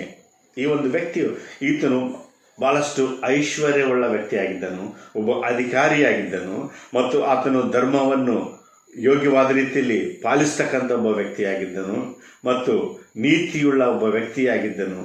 ಜನರ ದೃಷ್ಟಿಯಲ್ಲಿ ಒಂದು ಒಳ್ಳೆಯ ಪ್ರಸಿದ್ಧ ವ್ಯಕ್ತಿಯಾಗಿದ್ದನು. ಎಲ್ಲ ದೃಷ್ಟಿಯಲ್ಲಿ ನೋಡಬೇಕಾದ್ರೆ ಜನರ ದೃಷ್ಟಿಯಲ್ಲಿ ಆತನು ಪರ್ಫೆಕ್ಟ್ ಆಗಿರ್ತಕ್ಕಂಥ ಒಬ್ಬ ವ್ಯಕ್ತಿಯಾಗಿದ್ದನು. ಅಂದರೆ ನಿತ್ಯ ಜೀವ ಆತನಿಗೆ ದೊರಕಿದೆ ಎಂಬುದಾಗಿ ಆತನು ಸಹ ಊಹಿಸಿದನು ಮತ್ತು ಯೇಸು ಕ್ರಿಸ್ತನನ್ನು ಪ್ರಶ್ನಿಸಿ ನೋಡ್ತಾ ಇದ್ದೇವೆ. ಯೇಸು ಕ್ರಿಸ್ತನ ಮುಖಾಂತರ ಯಾವ ರೀತಿಯಲ್ಲಿ ಆ ಉತ್ತರ ಬರುತ್ತದೋ ಎಂಬುದಾಗಿ ಈ ಒಂದು ಪ್ರಶ್ನೆ ಕೇಳಿರ್ತಕ್ಕಂಥ ವಿಷಯ ನೋಡ್ತಾ ಇದ್ದೇವೆ. ಇಲ್ಲಿ ಈ ಒಂದು ವ್ಯಕ್ತಿಯು ಯೇಸು ಕ್ರಿಸ್ತನ ಹತ್ತಿರ ಓಡುತ್ತಾ ಬಂದಿದ್ದಾನೆ. ಅಂದರೆ ಇದರರ್ಥ ಈ ಒಂದು ಯವನಸ್ಥನು ಮೊಟ್ಟ ಮೊದಲನೇದಾಗಿ ಈತನಲ್ಲಿರ್ತಕ್ಕಂಥ ಕೆಲವು ಈತನ ವಿಷಯದಲ್ಲಿ ನಾವು ಅರಿತುಕೊಳ್ಳೋಣ. ಹೂ ಹಿ ಈಸ್, ಆತನು ಯಾರು. ಈತನು ಬಹಳಷ್ಟು ಐಶ್ವರ್ಯವುಳ್ಳ ವ್ಯಕ್ತಿಯಾಗಿದ್ದನು. ಸಾಮಾನ್ಯವಾಗಿ ನನ್ನ ಪ್ರಿಯರೇ, ಐಶ್ವರ್ಯವುಳ್ಳ ವ್ಯಕ್ತಿಯು ಮುಂದಿನ ಜೀವನಕ್ಕಾಗಿ ಯೋಚಿಸ್ತಕ್ಕಂಥದ್ದು ಭಾಳ ಕಡಿಮೆ. ಅಂದರೆ ಯಾರು ಆಸ್ತಿ ಅಂತಸ್ತನ್ನು ಹೊಂದಿದ್ದಾರೋ ಅವರು ಕೇವಲ ಇದ್ದಿರ್ತಕ್ಕಂಥ ಆಸ್ತಿ ಮೇಲೆ ಅವರು ಭರವಸೆ ಬಿಟ್ಟವರಾಗಿ ಅವರು ಅದನ್ನೇ ತಾವು ಎಂಜಾಯ್ ಮಾಡುವುದಕ್ಕಾಗಿ ಪ್ರಯಾಸ ಪಡುತ್ತಾರೆ. ಆದರೆ ಮುಂದೆ ಏನಾಗ್ತದೆ ಎಂಬುದಾಗಿ ಅವರು ಎಂದಿಗೂ ಯೋಚಿಸುವುದಿಲ್ಲ. ಆದರೆ ಈ ಒಂದು ಐಶ್ವರ್ಯವುಳ್ಳ ವ್ಯಕ್ತಿ ಆತನು ಕೇವಲ ಆತನಿರ್ತಕ್ಕಂಥ ಆಸ್ತಿ ಅಂತಸ್ತಿನ ಮೇಲೆ ಆತನ ಮಾತ್ರ ಅದು ಹೆಚ್ಚಿನ ಒಂದು ಪ್ರಾಧಾನ್ಯತೆ ಕೊಡದೆ ಈ ಲೋಕದ ವಿಷಯದಲ್ಲಿ, ಅಂದರೆ ಈ ಲೌಕಿಕ ವಿಷಯದಲ್ಲಿ ಮಾತ್ರ ಅಲ್ಲದೆ ಮತ್ತು ಕೇವಲ ನೋಡಬೇಕಾದರೆ ಆತನ ಜೀವಿಸುವ ಮಟ್ಟಿಗೆ ಮಾತ್ರ ಆತನ ಯೋಚಿಸದೆ ಆತನ ಸತ್ತ ನಂತರ ಆತನಿಗೆ ನಿತ್ಯ ಜೀವ ದೊರಕಬೇಕೆಂಬುದಾಗಿ ಆತನಿಗೆ ಆಶೆ ಆಗಿತ್ತು. ಅಂದರೆ ಆತನು ಕೇವಲ ಈ ಲೋಕದ ವಿಷಯದಲ್ಲಿ ಮಾತ್ರ ಆತನು ಯೋಚಿಸದೆ ಮುಂದಿನ ದಿನಮಾನಗಳಲ್ಲಿ, ಅಂದರೆ ಆತನು ಸತ್ತ ನಂತರ ಆತನಿಗೆ ನಿತ್ಯ ಜೀವ ಪಡೆಯಬೇಕೆಂಬುದಾಗಿ ಆತನು ಅಪೇಕ್ಷೆ ಮಾಡುತ್ತಾ ಯೇಸು ಕ್ರಿಸ್ತನ ಹತ್ರ ಬಂದಿರತಕ್ಕಂಥ ವಿಷಯ ನೋಡ್ತಾ ಇದೆ. It is very good. ಭಾಳಷ್ಟು ಉತ್ತಮವಾದ ಒಂದು ವಿಷಯ ನೋಡಬೇಕಾದ್ರೆ ಆತನು ಯವನಸ್ಥನಾಗಿದ್ದನು. ಅಂದರೆ ಯವನದಲ್ಲಿಯೇ ಆತನನ್ನು ನೋಡ್ತಾ ಇದ್ದೇವೆ. ಯೇಸು ಕ್ರಿಸ್ತನನ್ನು ಭೇಟಿಯಾಗಿ ನಿತ್ಯ ಜೀವನ ಪಡೆಯುವುದಕ್ಕಾಗಿ ಬಂದಿರತಕ್ಕಂಥ ವಿಷಯ ನಿಜವಾಗಿ ಸಂತೋಷದ ಒಂದು ವಿಷಯ. ಯಾಕಂದರೆ ವಾಕ್ಯದಲ್ಲಿ ಬರೆಯಲಿದೆ, ಯವನದಲ್ಲಿಯೇ ನಿನ್ನ ಸೃಷ್ಟಿಯನ್ನು ಸ್ಮರಿಸೆಂಬುದಾಗಿ. ಯೌವನಸ್ಥನು ಇರ್ತಕ್ಕಂಥ ಸಂದರ್ಭದಲ್ಲಿ ಆತನು ಯೇಸು ಕ್ರಿಸ್ತನನ್ನು ನೋಡ್ತಾ ಇದ್ದೇವೆ. ಯೇಸು ಕ್ರಿಸ್ತನಿಗೆ ಪ್ರಶ್ನಿಸಿ ನಿತ್ಯ ಜೀವ ಪಡೆಯಬೇಕೆಂಬುದಾಗಿ ಬಂದಿರತಕ್ಕಂಥ ವಿಷಯ ಬಹಳಷ್ಟು ಇಂಪಾರ್ಟೆಂಟ್ ಆಗಿರ್ತಕ್ಕಂಥ ವಿಷಯ. ಆತನ ಇರ್ತಕ್ಕಂಥ ಆಸ್ತಿ ಇದ್ದಾಗ್ಯೂ ಸಹ ಅದಾದ ನಂತರ ಆತನು ಯೌವನ ಪ್ರಾಯದಲ್ಲಿ ಆತನು ನೋಡಬೇಕಾದ್ರೆ, ಸಾಮಾನ್ಯವಾಗಿ ಯೌವನ ಪ್ರಾಯದಲ್ಲಿ ಸ್ಪಿರಿಚುವಲ್ ವಿಷಯದಲ್ಲಿ ಯೋಚನೆ ಮಾಡ್ತಕ್ಕಂಥ ಜನರು ಭಾಳಷ್ಟು ಕಡಿಮೆ. ಯೌವನ ಪ್ರಾಯದಲ್ಲಿ ತುಂಬಿದ ಒಂದು ಯೌವನ ಪ್ರಾಯದಲ್ಲಿ ಅಂದರೆ ತಮ್ಮ ಭವಿಷ್ಯಕ್ಕಾಗಿ ಯೋಚನೆ ಮಾಡ್ತಕ್ಕಂಥ ಯವನಸ್ಥ ಮಕ್ಕಳು ಭಾಳಷ್ಟು ಕಡಿಮೆ. ಆದರೆ ಈ ಒಂದು ವ್ಯಕ್ತಿ ನೋಡಬೇಕಾದ್ರೆ ಯವನದಲ್ಲಿಯೇ ಆತನ ನಿತ್ಯ ಜೀವ ಪಡೆಯುವುದಕ್ಕಾಗಿ ಯೋಚಿಸಿದನು. ಮತ್ತು ಕೇವಲ ಈ ಲೋಕದ ವಿಷಯದಲ್ಲಿ ಮಾತ್ರವಲ್ಲ, ಮುಂದಿನ ದಿನಮಾನಗಳ ಈ ವಿಷಯದಲ್ಲಿ ಸಹ ಆತನ ಭವಿಷ್ಯಕ್ಕಾಗಿ ಸಹ ಆತನು ಯೋಚಿಸಿದ್ದಾನೆ. ನೋಡಬೇಕಾದ್ರೆ ಭಾಳಷ್ಟು ಒಳ್ಳೆಯ ಜ್ಞಾನಿಯುಳ್ಳ ವ್ಯಕ್ತಿಯಾಗಿದ್ದನು. ಒಂದು ನೋಡಬೇಕಾದ್ರೆ ಆತನು ಅದೇ ರೀತಿಯಲ್ಲಿ ಭಾಳಷ್ಟು ಆತನು ಧಾರ್ಮಿಕನಾಗಿದ್ದಾನೆ ಸಹ ನೋಡ್ತಾ ಇದೆ. ಯಾಕಂದರೆ ಆತನು 10 ಆಜ್ಞೆಗಳನ್ನು ಬಲ್ಲಂಥ ವ್ಯಕ್ತಿಯಾಗಿದ್ದನು. ಕೇವಲ 10 ಆಜ್ಞೆಗಳನ್ನು ಬಲ್ಲಂಥವನು ಮಾತ್ರವಲ್ಲ, ಅಂದ್ರೇನು ಚಿಕ್ಕಂದಿನಿಂದಲೂ ಆತನು ಈ 10 ಆಜ್ಞೆಗಳನ್ನು ಬಲ್ಲಂಥ ವ್ಯಕ್ತಿಯಾಗಿದ್ದನು. ಆತನು ಬಲ್ಲಂಥ ವ್ಯಕ್ತಿ ಮಾತ್ರವಲ್ಲದೆ ಆತನು ನೋಡಬೇಕಾದ್ರೆ ಈ ಆಜ್ಞೆಗಳನ್ನು ಸಾರವಾಗಿ ನಡೆಯುವಂಥವನಾಗಿದ್ದಾನೆ ಎಂಬುದಾಗಿ ಯೇಸು ಕ್ರಿಸ್ತನಿಗೆ ಹೇಳಿರ್ತಕ್ಕಂಥ ವಿಷಯವನ್ನು ಸಹ ನಾವು ನೋಡ್ತಾ ಇದ್ದೇವೆ. ಆತನು ಹೇಳ್ತಾ ಇದ್ದೇನೆ, ಯೇಸು ಕ್ರಿಸ್ತನಿಗೆ ನಾನು ಚಿಕ್ಕಂದಿನಿಂದಲೂ ನಾನು 21ನೇ ವಚನದಲ್ಲಿ ನೋಡ್ತಾ ಇದ್ದೇವೆ. ಲೂಕನ ಬರೆದ ಸುವಾರ್ತೆ 18ನೇ ಅಧ್ಯಾಯ 21ನೇ ವಚನದಲ್ಲಿ, ಅದಕ್ಕೆ ಅವನು, ನಾನು ಚಿಕ್ಕಂದಿನಿಂದಲೂ ಇವೆಲ್ಲಕ್ಕೂ ಸರಿಯಾಗಿ ನಡ್ಕೊಂಡು ಬಂದಿದ್ದೇನೆ. ಚಿಕ್ಕಂದಿನಿಂದಲೂ ನಾನು ಇವೆಲ್ಲಕ್ಕೂ ಸರಿಯಾಗಿ ನಡ್ಕೊಂಡು ಬಂದಿದ್ದೇನೆ ಎಂಬುದಾಗಿ ಹೇಳ್ತಕ್ಕಂಥ ವಿಷಯ ನೋಡ್ತಾ ಇದ್ದೇವೆ. ಪ್ರಿಯರೇ, ಚಿಕ್ಕ ವಯಸ್ಸಿನಿಂದ ಆತನು ಆ ಒಂದು ದೇವರ ವಾಕ್ಯಾನುಸಾರ ನಡೆಯುತ್ತಾ ಬಂದಿದ್ದಾನೆ ಮತ್ತು ಈಗೂ ಸಹ ಆತನು ದೇವರ ವಾಕ್ಯದಂತೆ ನಡೆಯುತ್ತಿದ್ದೇನೆ ಎಂಬುದಾಗಿ ಹೇಳ್ತಕ್ಕಂಥ ವಿಷಯ ನೋಡ್ತಾ ಇದ್ದೇವೆ. ಅಂದ್ರೂ ದೇವರ ವಾಕ್ಯಕ್ಕೆ ಅನುಸಾರವಾಗಿ, ಅಂದರೆ 10 ಆಜ್ಞೆಗಳ ಅನುಸಾರವಾಗಿ ನಡೀತಕ್ಕಂಥ ವ್ಯಕ್ತಿ ಆಗಿದ್ದೇನೆ ಎಂಬುದಾಗಿ ಆತನು ಹೇಳಿಕೊಂಡನು. ಅಂದರೆ ಇಲ್ಲಿ ಯೇಸು ಆತನನ್ನು ಈ ಒಂದು ಪ್ರಶ್ನೆ ಮಾಡಿದಂಥ ಸಂದರ್ಭದಲ್ಲಿ ಆ 10 ಆಜ್ಞೆಗಳ ವಿಷಯದಲ್ಲಿ ಹೇಳಿ ನೋಡ್ತಾ ಇದ್ದಾನೆ, ನೀವೆಲ್ಲಕ್ಕೂ ನಾನು ಸರಿಯಾಗಿ ಚಿಕ್ಕಂದಿನ ನಡ್ಕೊಂಡು ಬಂದಿದ್ದೆ ಎಂಬುದಾಗಿ ಹೇಳ್ತಕ್ಕಂಥ ಸಂದರ್ಭದಲ್ಲಿ ಯೇಸು ಕ್ರಿಸ್ತನು ನನಗೆ ಒಂದು ಕಡಿಮೆ ಆಗಿದೆ ಎಂಬುದಾಗಿ ಹೇಳ್ತಕ್ಕಂಥ ವಿಷಯ ನೋಡ್ತಾ ಇದ್ದೇವೆ. ಪ್ರಿಯರೇ, ಇಲ್ಲಿ ನೋಡ್ತಾ ಇದ್ದೇವೆ ಆತನೊಂದು ಕ್ಯಾರೆಕ್ಟರ್ ನೋಡಬೇಕಾದ್ರೆ ಹಿ ವಾಸ್ ವೆರಿ ಯಂಗ್ ಪರ್ಸನ್. ಅಂದರೆ ಸರಿಯಾದ ಸಂದರ್ಭದಲ್ಲಿ ನಿತ್ಯ ಜೀವ ಪಡೆಯುವುದಕ್ಕಾಗಿ ಆತನು ಪ್ರಯಾಸಪಟ್ಟಿರ್ತಕ್ಕಂಥದ್ದು. ಅಂದರೆ ಆತನ ಮುದಿಯ ವಯಸ್ಸಿನಲ್ಲಿ ಆಗಲಿ, ಎಲ್ಲ ಆತನ ಒಂದು ಯೌವನ ಪ್ರಾಯದಲ್ಲಿ ಎಲ್ಲ ಪಾಪಗಳನ್ನು ಮಾಡಿ ಮುಪ್ಪಿನ ಪ್ರಾಯದಲ್ಲಿ ಆತನು ಪಶ್ಚಾತ್ತಾಪ ಪಡ್ತಕ್ಕಂಥ ವ್ಯಕ್ತಿ ಆಗಿರಲಿಲ್ಲ. ಯೌವನದಲ್ಲಿಯೇ ಯೇಸು ಕ್ರಿಸ್ತನನ್ನು ನೋಡ್ತಾ ಇದ್ದೇವೆ. ನಿತ್ಯ ಜೀವನ ಪಡೆಯುವುದಕ್ಕಾಗಿ ಆತನ ಪ್ರಯಾಸ ಪಟ್ಟಿರ್ತಕ್ಕಂಥ ಭಾಳಷ್ಟು ಇಂಪಾರ್ಟೆಂಟ್ ಎಂದು ನೋಡ್ತಾ ಇದ್ದೇವೆ. ಅದಾದ ನಂತರ ಆತನು ಐಶ್ವರ್ಯವಂತ ವ್ಯಕ್ತಿ ಆಗಿರ್ತಕ್ಕಂಥ ಕಾರಣ ಆತನು ಆ ಒಂದು ಹಣವನ್ನು ಸಹ ಆತನು ಯೋಗ್ಯವಾದ ರೀತಿಯಲ್ಲಿ ಉಪಯೋಗಿಸ್ತಕ್ಕಂಥ ವ್ಯಕ್ತಿಯಾಗಿದ್ದನು. ಯಾಕಂದರೆ ನೋಡ್ತಾ ಇದ್ದೇವೆ ಆತನು ದಾನ ಧರ್ಮ ಮಾಡ್ತಕ್ಕಂಥ ವ್ಯಕ್ತಿಯಾಗಿದ್ದನನ್ನು ನೋಡ್ತಾ ಇದ್ದೇವೆ. ಆತನು ಒಬ್ಬ ಅಧಿಕಾರಿಯಾಗಿದ್ದನು, ಅಂದರೆ ಸಮಾಜದಲ್ಲಿ ಒಳ್ಳೆಯ ಸ್ಥಾನಮಾನವನ್ನು ಹೊಂದಿರತಕ್ಕಂಥ ವ್ಯಕ್ತಿಯಾಗಿದ್ದನು. ಸೊ ಎಲ್ಲ ಇದ್ದಾಗ್ಯೂ ಸಹ ನೋಡಬೇಕಾದ್ರೆ ಆ ನಿತ್ಯ ಜೀವ ಆತನಿಗೆ ಬಹಳಷ್ಟು ಅವಶ್ಯಕತೆ ಉಂಟು ಎಂಬುದಾಗಿ ತಿಳಿದುಕೊಂಡು ಯೇಸು ಕ್ರಿಸ್ತನ ಹತ್ರ ಬಂದಿರತಕ್ಕಂಥದ್ದು ನಿಜವಾಗಿ ಭಾಳ ಸಂತೋಷದ ಸಂಗತಿಯಾಗಿದೆ. ಪ್ರಿಯರೇ, ನಾವು ಈ ಥರಂತೆ ನಾವು ಸಹ ಎಷ್ಟೋ ಸಂದರ್ಭದಲ್ಲಿ ನಾವು ರೆಗ್ಯುಲರಾಗಿ ಚರ್ಚ್ ಬರೋದ್ರ ಮುಖಾಂತರ, ರೆಗ್ಯುಲರಾಗಿ ಟೈತ್ ಕೊಡೋದ್ರ ಮುಖಾಂತರ ಮತ್ತು ನೋಡ್ತಾ ಇದ್ದೇವೆ ಎಲ್ಲ ಒಂದು ಸ್ಪಿರಿಚುವಲ್ ಆ್ಯಕ್ಟಿವಿಟೀಸ್ನಲ್ಲಿ ನಾವು ಭಾಳಷ್ಟು ಆ್ಯಕ್ಟಿವ್ ಆಗಿ ನಾವು ಪಾರ್ಟಿಸಿಪೇಟ್ ಮಾಡೋದ್ರ ಮುಖಾಂತರ ನಾವು ಅಂದ್ಕೊಳ್ತೇವೆ ನಮಗೆ ನಿತ್ಯ ಜೀವ ದೊರಕಿದೆ ಎಂಬುದಾಗಿ. ನಾವು ಈ ಒಂದು ರಿಲಿಜಿಯಸ್ ಆ್ಯಕ್ಟಿವಿಟಿಯಲ್ಲಿ ಪಾರ್ಟಿಸಿಪೇಟ್ ಮಾಡ್ತಕ್ಕಂಥದ್ದು ಒಂದು, ಮತ್ತು ಯೇಸು ಕ್ರಿಸ್ತನ ನಮ್ಮ ಸ್ವಂತ ರಕ್ಷಕನಾಗಿ ಸ್ವೀಕರಿಸಿದವರಾಗಿ ನಿತ್ಯ ಜೀವ ಪಡೆಯೋದು ಬೇರೆದೆ ಎಂದು ನೋಡ್ತಾ ಇದ್ದೇವೆ. ಕೆಲವೊಮ್ಮೆ ನಾವು ರಿಲಿಜಿಯಸ್ ಆ್ಯಕ್ಟಿವಿಟೀಸ್ ಅವುಗಳನ್ನು ನಾವು ನಿತ್ಯ ಜೀವಕ್ಕೆ ಹೋಲಿಸ್ತಾ ನೋಡ್ತಾ ಇದ್ದೇವೆ. ಅಂದರೆ ನಾವು ನಿತ್ಯ ಜೀವ ಪಡೆಯಬೇಕಾದರೆ ನಾವು ಎಲ್ಲ ಒಳ್ಳೆಯ ಕಾರ್ಯಗಳನ್ನು ಮಾಡಿದರೆ ನಮಗೆ ನಿತ್ಯ ಜೀವ ದೊರಕುತ್ತದೆ ಎಂಬುದಾಗಿ ನಾವು ಅಂದುಕೊಳ್ಳುತ್ತೇವೆ. ಅದೇ ರೀತಿಯಲ್ಲಿ ಈತನು ಸಹ ಕೆಲವು ಮಿಸ್ಟೇಕ್ ಮಾಡಿರ್ತಕ್ಕಂಥ ವಿಷಯ ನೋಡ್ತಾ ಇದ್ದೇವೆ. ಮೊದಲನೇದಾಗಿ ಆತನು ಮಾಡಿರ್ತಕ್ಕಂಥ ಒಂದು ತಪ್ಪಾದ ಒಂದು ಕೆಲಸ ನೋಡಬೇಕಾದ್ರೆ ಆತನು ಯೇಸು ಕ್ರಿಸ್ತನ ಹತ್ತಿರ ಬಂದು ಹೇಳ್ತಾ ಇದ್ದೇನೆ, ಒಳ್ಳೆ ಬೋಧಕರೇ ನಾನು ನಿತ್ಯ ಜೀವನ ಬಾಧ್ಯಸ್ಥನಾಗಬೇಕಾದ್ರೆ ಏನು ಮಾಡಬೇಕಂತಾಗಿ. ಯೇಸು ಕ್ರಿಸ್ತನ ಹತ್ತಿರ ಬಂದ ಸಂದರ್ಭದಲ್ಲಿ ಆತನು ಹೇಳ್ತಾನೆ, ಒಳ್ಳೆ ಬೋಧಕನೇ. ಆ ಸ್ಥಳದಲ್ಲಿ ನಾವು ನೋಡ್ತಾ ಇದ್ದೇವೆ, ಯಾರಾದರೂ ವ್ಯಕ್ತಿ ನಿಮಗೆ ಒಂದು ಒಳ್ಳೆಯ ಬೋಧಕನು, ಒಳ್ಳೆಯ ವ್ಯಕ್ತಿ ಎಂಬುದಾಗಿ ಹೇಳೋದಾದರೆ ಭಾಳಷ್ಟು ನಾವು ಭಾಳಷ್ಟು ಸಂತೋಷ ಪಡುತ್ತೇವೆ. ಅಂದರೆ ನೋಡ್ತಾ ಇದ್ದಾರೆ ಆತನು ಒಳ್ಳೆ ಮ್ಯಾನರ್ ಇರ್ತಕ್ಕಂಥ, ಒಳ್ಳೆ ಕ್ಯಾರೆಕ್ಟರ್ ಇರ್ತಕ್ಕಂಥ ಒಬ್ಬ ವ್ಯಕ್ತಿಯಾಗಿದ್ದನು. ಅಂದರೆ ನೋಡ್ತಾ ಇದ್ದೇವೆ ಯೇಸು ಕ್ರಿಸ್ತನಿಗೆ ಭಾಳ ರೆಸ್ಪೆಕ್ಟ್ಫುಲಿ ಆತನು ಮಾತಾಡಿರ್ತಕ್ಕಂಥ ವಿಷಯ ನೋಡ್ತಾ ಇದ್ದೇವೆ. ಅದೇ ರೀತಿಯಲ್ಲಿ ಆತನು ಓಡಿ ಬಂದಿರತಕ್ಕಂಥ ವಿಷಯ ನೋಡ್ತಾ ಇದ್ದೇವೆ.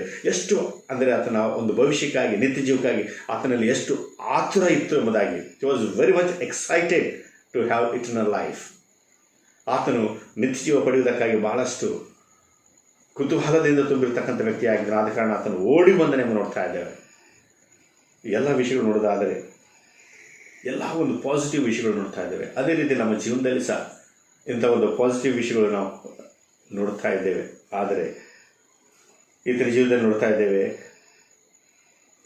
ಒಳ್ಳೆಯ ಬೋಧಕನೇ ನಾನು ನಿತ್ಯ ಜೀವಕ್ಕೆ ಬಾಧ್ಯಸ್ಥನಾಗಬೇಕಾದ್ರೆ ಏನು ಮಾಡಬೇಕು ಎಂದು ಯೇಸು ಕ್ರಿಸ್ತನ ಕೇಳಿರ್ತಕ್ಕಂಥ ವಿಷಯ ನೋಡ್ತಾ ಇದ್ದೇವೆ. ಆ ಸಂದರ್ಭದಲ್ಲಿ ನನ್ನ ಒಳ್ಳೆಯವನೆಂದು ಯಾಕೆ ಹೇಳುತ್ತಿ, ದೇವರೊಬ್ಬನೇ ಹೊರತು ಮತ್ತವನು ಒಳ್ಳೆಯವನಲ್ಲ ಎಂಬುದಾಗಿ ಹೇಳ್ತಕ್ಕಂಥ ವಿಷಯ ನೋಡ್ತೀವಿ. ಯಾಕೆ ಯೇಸು ಕ್ರಿಸ್ತನು ನನ್ನನ್ನು ಯಾಕೆ ಹೇಳುತ್ತಿದ್ದಕ್ಕೆ ದೇವರು ಮಾತ್ರ ಒಳ್ಳೆಯವನೆಂಬುದಾಗಿ ಅದನ್ನು ಯಾಕೆ ಅಂದಿರ್ಬೋದು. ಇಲ್ಲಿ ನೋಡ್ತಾ ಇದ್ದೇವೆ, ಈ ಒಂದು ಬೋಧಕನು ಈ ಒಂದು ಯವನಸ್ಥನು ಯೇಸು ಕ್ರಿಸ್ತನು ಒಬ್ಬ ಒಳ್ಳೆಯ ಬೋಧಕನೆಂಬುದಾಗಿ ಆತನು ಅರ್ಥ ಮಾಡಿಕೊಂಡಿದ್ದನು. ಆದರೆ ಯೇಸು ಕ್ರಿಸ್ತನನ್ನು ಆತನು ಯೋಗ್ಯವಾದ ರೀತಿಯಲ್ಲಿ ಅರ್ಥ ಮಾಡಿಕೊಳ್ಳಲಿಲ್ಲ. ನನ್ನ ಪ್ರಿಯರೇ, ಯೇಸು ಕ್ರಿಸ್ತನ ಚಿತ್ತ ಅಥವಾ ಇಷ್ಟ ಕೇವಲ ಆತನು ಒಳ್ಳೆಯ ಬೋಧಕರೆಂಬುದಾಗಿ ಕರೆಸಿಕೊಳ್ಳೋದು ಆತನಿಗೆ ಇಷ್ಟ ಇರಲಿಲ್ಲ.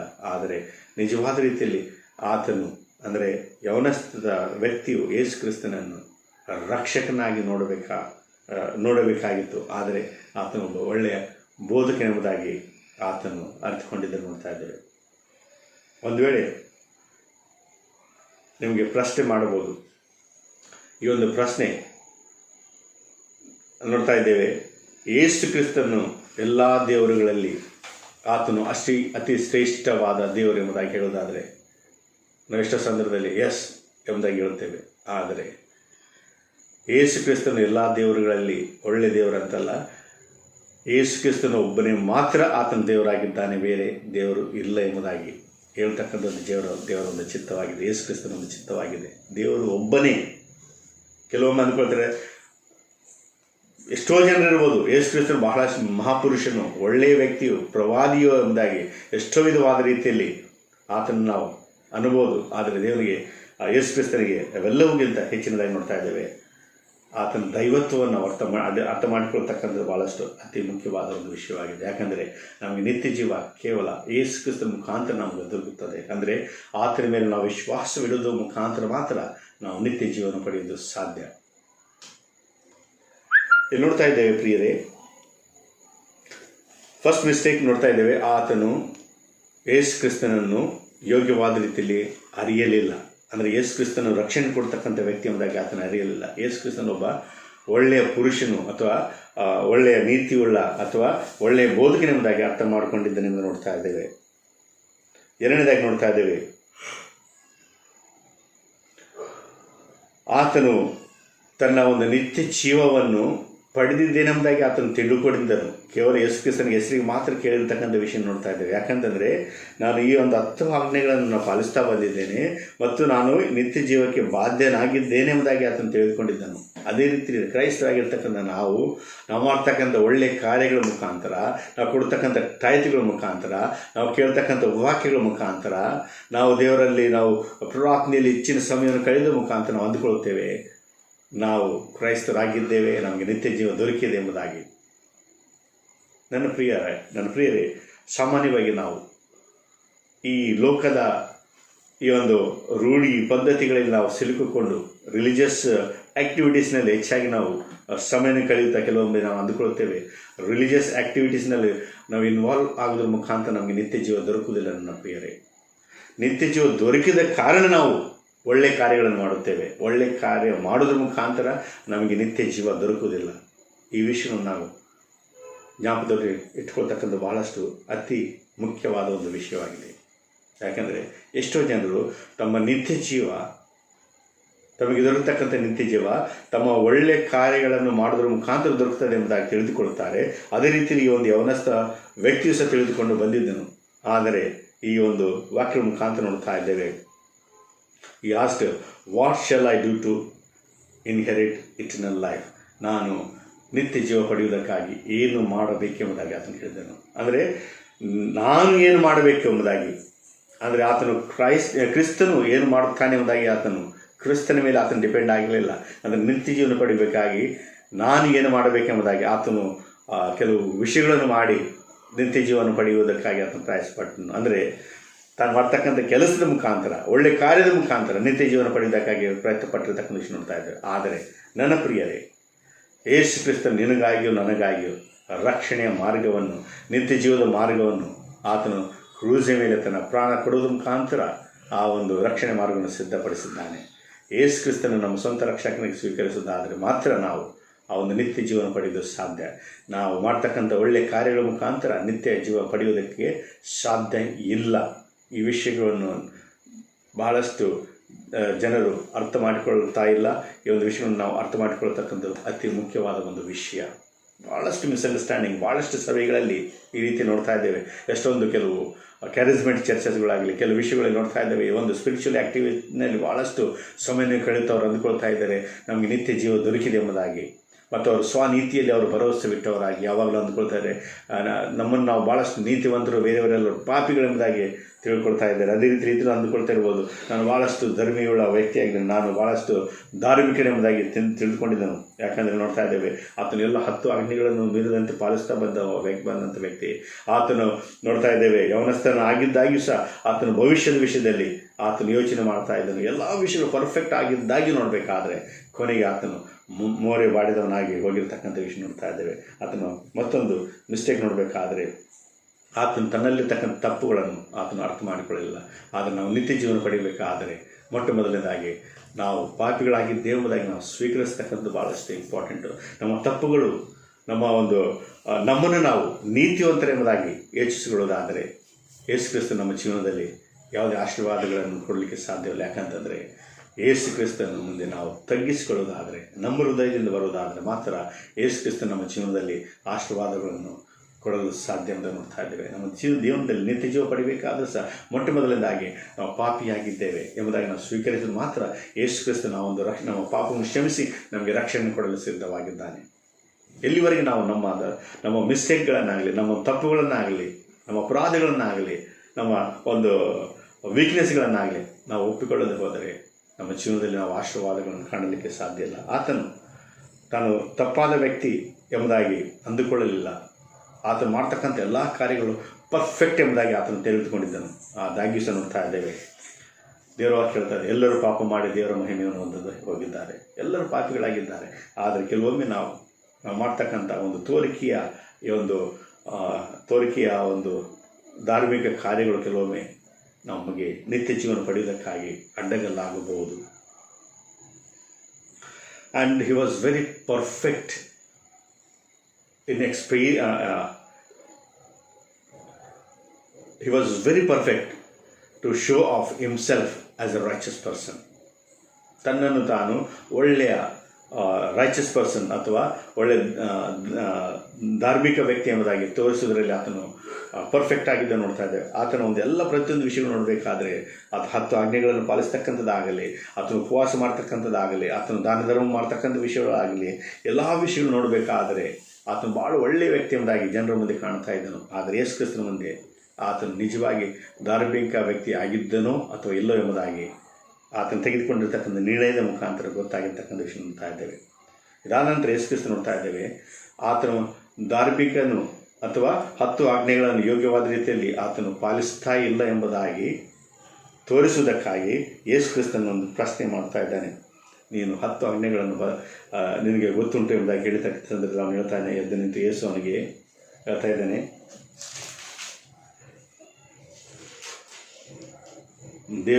ಕೇಳ್ದ, ನನ್ನನ್ನು ಒಳ್ಳೆಯವನೆಂದು ಯಾಕೆ ಹೇಳ್ತೀವಿ? ದೇವರೊಬ್ಬನೇ ಹೊರತು ಮತ್ತವನು ಒಳ್ಳೆಯವನಲ್ಲ. ನರಹತ್ಯೆ ಮಾಡಬಾರ್ದು, ವ್ಯಭಿಚಾರ ಮಾಡಬಾರ್ದು, ಕದಿಯಬಾರದು, ಸುಳ್ಳು ಸಾಕ್ಷಿ ಹೇಳಬಾರ್ದು, ಮೋಸ ಮಾಡಬಾರ್ದು, ನಿನ್ನ ತಂದೆ ತಾಯಿಗಳನ್ನು ಸನ್ಮಾನಿಸಬೇಕೆಂಬ ದೇವರ ಆಜ್ಞೆಗಳನ್ನು ನನಗೆ ಗೊತ್ತಿವೆ ಎಷ್ಟೆಂದು ಹೇಳಿದನು. ಅವನವನಿಗೆ ಬೋಧಗೆ, ನಾನು ಚಿಕ್ಕಂದಿನಿಂದಲೂ ಇವೆಲ್ಲಕ್ಕೂ ನಾನು ಸರಿಯಾಗಿ ನಡ್ಕೊಂಡು ಬಂದಿದ್ದೇನೆ ಎಂದು ಹೇಳಲು ಯೇಸು ಅವನನ್ನು ದೃಷ್ಟಿಸಿ ನೋಡಿ ಪ್ರೀತಿಸಿ ಅವನಿಗೆ, ನಿನಗೆ ಒಂದೇ ಕಡಿಮೆಯಾಗಿದೆ. ನೋಡ್ತಾ ಇದ್ದೇವೆ, ಯೇಸು ಕ್ರಿಸ್ತನು ಅವನನ್ನು ದೃಷ್ಟಿಸಿ ನೋಡಿ ಪ್ರೀತಿಸಿ ಅವನಿಗೆ ನಿನಗೆ ಒಂದು ಕಡಿಮೆಯಾಗಿದೆ ಎಂಬ ವಿಷಯವನ್ನು ಹೇಳ್ತಕ್ಕಂಥ ವಿಷಯ ನೋಡ್ತಾ ಇದ್ದೇವೆ. ಯೇಸು ಕ್ರಿಸ್ತನು ಆತನನ್ನು ಪ್ರೀತಿಸಿದನು. ಅದು ಬಹಳಷ್ಟು ಅತಿ ವಿಶೇಷವಾಗಿರ್ತಕ್ಕಂಥ ವಿಷಯ. ಯಾಕಂದರೆ ಆತನು ಸರಿಯಾದ ಮಾರ್ಗದಲ್ಲಿರದೆ ತಪ್ಪಾದ ಮಾರ್ಗವನ್ನು ಆತನು ಸರಿಯಾದದೆಂಬುದಾಗಿ ಆತನು ಎಣಿಸಿರ್ತಕ್ಕಂಥ ವಿಷಯ ನೋಡ್ತಾ ಇದ್ದೇವೆ. ಆದ ಕಾರಣ ಆತನು ತಿಳಿದುಕೊಂಡಿರ್ತಕ್ಕಂಥ ಆತನೊಂದು ಬಿಲೀಫ್, ಆತನ ಫೇತ್ ತಪ್ಪಾಗಿದೆ ಎಂಬುದಾಗಿ ಪ್ರೂಫ್ ಮಾಡೋದಕ್ಕಾಗಿ ಹೇಳ್ತಾ ಇದ್ದಾನೆ. ಅದನ್ನು ಟೆಸ್ಟ್ ಮಾಡೋದಕ್ಕಾಗಿ ಯೇಸು ಕ್ರಿಸ್ತನು ಹೇಳ್ತಾ ಇದ್ದೇನೆ, ನಿನ್ನಲ್ಲಿರ್ತಕ್ಕಂಥ ಎಲ್ಲ ಹಣವನ್ನು ಬಡವರಿಗೆ ಕೊಡು, ಪರಲೋಕದಲ್ಲಿ ನಿನಗೆ ಸಂಪತ್ತಿರುವುದೆಂಬುದಾಗಿ ಹೇಳಿದಾನೆ ಎಂಬುದಾಗಿ ನೋಡ್ತಾ ಇದ್ದೇವೆ. It was a litmus test. ಇದೊಂದು ಟೆಸ್ಟ್ ಆಗಿರ್ತಕ್ಕಂಥ ವಿಷಯ ನೋಡ್ತಾ ಇದ್ದೇವೆ. ಅದೇ ರೀತಿ ಇವನ್ ಜಕ್ಕಾಯನ ಒಂದು ಜೀವನದಲ್ಲಿ ನೋಡಬೇಕಾದರೆ, ಜಕ್ಕಾಯನಿಗೆ ನಿನ್ನಲ್ಲಿರ್ತಕ್ಕಂಥ ಹಣವನ್ನು ಮಾರಿ ನನ್ನ ಹಿಂದೆ ಬಾ ಎಂಬುದಾಗಿ ಹೇಳಲಿಲ್ಲ.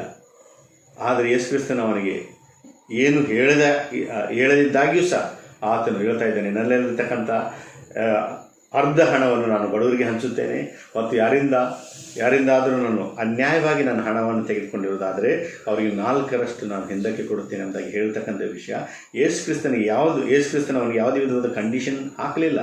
ಆದರೆ ಯೇಸು ಕ್ರಿಸ್ತನಿಂದ ದೊರಕಿರ್ತಕ್ಕಂಥ ಆ ಒಂದು ರಕ್ಷಣೆಯ ಕಾರಣ ಆತನು ಹೇಳ್ತಾ ಇದ್ದೇನೆ, ಆತನ ಜೀವನದಲ್ಲಿ ಬಡವರ ಪ್ರತಿ ಪ್ರೀತಿ, ಯೇಸು ಕ್ರಿಸ್ತನ ಪ್ರತಿ ಪ್ರೀತಿ, ಅಂದರೆ ದೇವರ ಪ್ರತಿ ಪ್ರೀತಿ ಮತ್ತು ಮನುಷ್ಯ ಪ್ರತಿ ಪ್ರೀತಿ ಹೆಚ್ಚಾಗಿರ್ತಕ್ಕಂಥ ವಿಷಯ ನೋಡ್ತಾ ಇದ್ದೇವೆ. ಅಂದರೆ ನಾವು ಮಾಡ್ತಕ್ಕಂಥ ಒಳ್ಳೆಯ ಕಾರ್ಯಗಳ ಅದರ ಒಂದು ಕಾರಣ ನೋಡಬೇಕಾದ್ರೆ ನಮಗೆ ದೊರಕಿರ್ತಕ್ಕಂಥ ನಿತ್ಯ ಜೀವ. ನಮ್ಮ ನಿತ್ಯ ಜೀವದ ಕಾರಣ ನಾವು ಒಳ್ಳೆ ಕೆಲಸ ಮಾಡಬೇಕು ಹೊರತಾಗಿ ಆ ಒಂದು ಒಳ್ಳೆಯ ಕಾರ್ಯಗಳನ್ನು ಮಾಡೋದ್ರ ಮುಖಾಂತರ ನಮಗೆ ನಿತ್ಯ ಜೀವ ದೊರಕುವುದಿಲ್ಲ ಎಂಬುದಾಗಿ ನಾವು ಇಲ್ಲಿ ನೋಡೋದಾಗಿದ್ದೇವೆ. ಪ್ರಿಯಲಿ,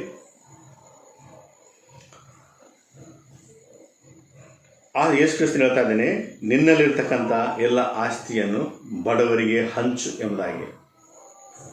ಯೇಸು ಕ್ರಿಸ್ತನು ಯಾಕೆ ಈ ಒಂದು ಪ್ರಶ್ನೆಯನ್ನು ಈ ಒಂದು ಯೌವನಸ್ಥನಿಗೆ ಹಾಕಿರ್ಬೋದು? 2 ವಿಷಯಗಳು ನೋಡ್ತಾ ಇದ್ದೇವೆ. ಆತನು ನೀನು 10 ಆಜ್ಞೆಗಳನ್ನು ಬಲ್ಲವನಾಗಿದ್ದೆ ಎಂಬ ಒಂದು ಪ್ರಶ್ನೆ ಕೇಳಿದಂಥ ಸಂದರ್ಭದಲ್ಲಿ ನನಗೆಲ್ಲ ಗೊತ್ತುಂಟು ಎಂಬುದಾಗಿ ಹೇಳ್ತಾನೆ.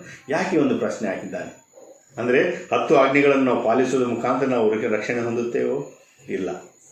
ಎರಡನೇದಾಗಿ ನೋಡ್ತಾ ಇದ್ದೇವೆ, ಇನ್ನೊಂದು ಪ್ರಶ್ನೆ ನೋಡ್ತಾ ಇದ್ದೇವೆ, ನಿನ್ನಲ್ಲಿರ್ತಕ್ಕಂಥ ಆಸ್ತಿ ಅಂತಸ್ತು ನೀನು ಬಡವರಿಗೆ ಹಂಚು ಎಂಬುದಾಗಿ ಆತನು ಹೇಳಿದನು. ಅಂದರೆ ನಮ್ಮಲ್ಲಿರ್ತಕ್ಕಂಥ ಆಸ್ತಿ ಅಂತಸ್ತು ಬಡವರಿಗೆ ಹಂಚೋದ್ರ ಮುಖಾಂತರ ನನಗೆ ರಕ್ಷಣೆ ದೊರಕುತ್ತದ? ಅದೂ ಇಲ್ಲ. ಮತ್ತು ಯಾಕೆ ಯೇಸು ಕ್ರಿಸ್ತನು ಈ ರೀತಿಯಲ್ಲಿ ನಿನ್ನಲ್ಲಿರ್ತಕ್ಕಂಥ ಆಸ್ತಿಯನ್ನು ಬಡವರಿಗೆ ಹಂಚಿ ನನ್ನ ಹಿಂದೆ ಬಾ, ನಿನ್ನ ಕ್ರೂಸಿಯನ್ನು ಹೊತ್ಕೊಂಡು ನನ್ನ ಹಿಂದೆ ಬಾ ಎಂಬುದಾಗಿ ಹೇಳಿರ್ತಕ್ಕಂಥ ವಿಷಯ ಯಾಕೆ ಈ ರೀತಿಯಲ್ಲಿ ಹೇಳಿರ್ಬೋದು? ಪ್ರಿಯರೇ, ಇಲ್ಲಿ ನೋಡ್ತಾ ಇದ್ದೇವೆ, ಇದು ಆತನು ಮಾಡಿರ್ತಕ್ಕಂಥ ತಪ್ಪು ಏನೆಂಬುದಾಗಿ ತೋರಿಸಿಕೊಡೋದಕ್ಕೆ ಅಂದರೆ ನೋಡ್ತಾ ಇದ್ದೇವೆ, ಆತನು ಅಂದುಕೊಂಡು ನಾನು 10 ಆಜ್ಞೆಗಳನ್ನು ನಾನು ಪಾಲಿಸ್ತಾ ಬಂದಿದ್ದೇನೆ ಎಂಬುದಾಗಿ ಆತನು ತಿಳಿಕೊಂಡಿದ್ದನು. ಆದರೆ ಈ ಒಂದು ಪ್ರಶ್ನೆ ಮಾಡೋದ್ರ ಮುಖಾಂತರ ಆತನು ನೋಡ್ತಾ ಇದ್ದೇವೆ, ಆತನು ನಿಜವಾದ ರೀತಿಯಲ್ಲಿ ಆತನು 10 ಆಜ್ಞೆಗಳನ್ನು ಪಾಲಿಸ್ತಾ ಇಲ್ಲ ಎಂಬುದಾಗಿ ಈ ಒಂದು ವಾಕ್ಯದ ಮುಖಾಂತರ ಪ್ರೂವ್ ಮಾಡಿರ್ತಕ್ಕಂಥ ವಿಷಯ ನೋಡ್ತಾ ಇದ್ದೇವೆ. ಯಾವ ರೀತಿಯಲ್ಲಿ ನೋಡೋಣ. ಫಸ್ಟ್ ನೋಡ್ತಾ ಇದ್ದೇವೆ ಇಲ್ಲಿ ಈ ಒಂದು 10 ಆಜ್ಞೆಗಳನ್ನು ನಾವು ಡಿವೈಡ್ ಮಾಡೋದಾದರೆ, ಸಮ್ಮರಿ ಮಾಡೋದಾದರೆ, ಮೊದಲನೇದಾಗಿ ನೋಡ್ತಾ ಇದ್ದೇವೆ, ನಿನ್ನ ದೇವರಾದ ಕರ್ತನನ್ನು ಪೂರ್ಣ ಹೃದಯದಿಂದ, ಪೂರ್ಣ ಪ್ರಾಣದಿಂದ, ಪೂರ್ಣ ಶಕ್ತಿಯಿಂದ, ಪೂರ್ಣ ಜ್ಞಾನದಿಂದ ಪ್ರೀತಿಸಬೇಕೆಂಬುದಾಗಿ. ಎರಡನೇದಾಗಿ ನೋಡ್ತಾ ಇದ್ದೇವೆ, ನಿನ್ನ ನೆರೆಯವನು ನಿನ್ನಂತೆ ಪ್ರೀತಿಸಬೇಕೆಂಬುದಾಗಿ. ಈ 10 ಆಜ್ಞೆಗಳನ್ನು 2 ಭಾಗವಾಗಿ ನಾವು ಡಿವೈಡ್ ಮಾಡ್ಬೋದು. ಮತ್ತು ಇವೆರಡುಗಳನ್ನು ನಾವು ಅಂದರೆ 10 ಆಜ್ಞೆಗಳನ್ನು ಕಂಬೈನ್ ಮಾಡೋದಾದರೆ ನೋಡ್ತಾ ಇದ್ದೇವೆ, ನಿನ್ನ ದೇವರಾದ ಕರ್ತನನ್ನು ಪ್ರೀತಿಸಬೇಕು ಮತ್ತು ನಿನ್ನ ನೆರೆಯವರನ್ನು ಪ್ರೀತಿಸಬೇಕು ಎಂದು ಪ್ರೀತಿ ನೋಡಬೇಕಾದ್ರೆ, ಒಂದು ವೇಳೆ ಆತನು ತನ್ನ ಒಂದು ನೆರೆಯವರನ್ನು ಆತನು ಪ್ರೀತಿಸೋದಾದರೆ ಆ ಒಂದು ನೆರೆಹೊರೆಯವರಿಗೆ ಆತನಲ್ಲಿರ್ತಕ್ಕಂಥ ಆಸ್ತಿಯನ್ನು ಹಂಚುವುದಕ್ಕೆ ಆತನು ಸಿದ್ಧನಾಗಬಹುದು. ಯಾಕಂದರೆ ಪ್ರೀತಿಸ್ತಕ್ಕಂಥ ವ್ಯಕ್ತಿಗೆ ನಮ್ಮಲ್ಲಿರ್ತಕ್ಕಂಥ ಆಸ್ತಿಯನ್ನು ಕೊಡುವುದಕ್ಕಾಗಿ ನಾವು ಹಿಂಜರಿಯುವುದಿಲ್ಲ. ಅಂದರೆ ಆತನು ತೋರಿಸಿರ್ತಕ್ಕಂಥ ನೆರೆಹೊರೆಗೆ ಮಾಡಿರ್ತಕ್ಕಂಥ ಪ್ರೀತಿ ಕೇವಲ ಹೆಸರಿಗೆ ಮಾತ್ರ ಅದು ಪ್ರೀತಿಯಾಗಿತ್ತು. ಆತನ ನಿಜವಾದ ರೀತಿಯಲ್ಲಿ ಆತನು ಜನರನ್ನು ಪ್ರೀತಿಸಿದಾದರೆ ಆತನಲ್ಲಿರ್ತಕ್ಕಂಥ ಆಸ್ತಿಯ ಮುಖಾಂತರ ಜನರಿಗೆ ಹಂಚಿ ಆತನು ಯೇಸು ಕ್ರಿಸ್ತನಿಂದ ಬರಬಹುದಾಗಿತ್ತು. ಎರಡನೇದಾಗಿ ಆತನು ಹೇಳ್ತಾರೆ, ಇನ್ನೊಂದು ಕಂಡೀಷನ್ ನೋಡ್ತಾ ಇದ್ದೇವೆ, ನಿನ್ನಲ್ಲಿರ್ತಕ್ಕಂಥ ಆಸ್ತಿಯನ್ನು ಬಡವರಿಗೆ ಕೊಡು. ಅದಾದ ನಂತರ ಹೇಳ್ತಾ ಇದ್ದೇನೆ, ಮತ್ತು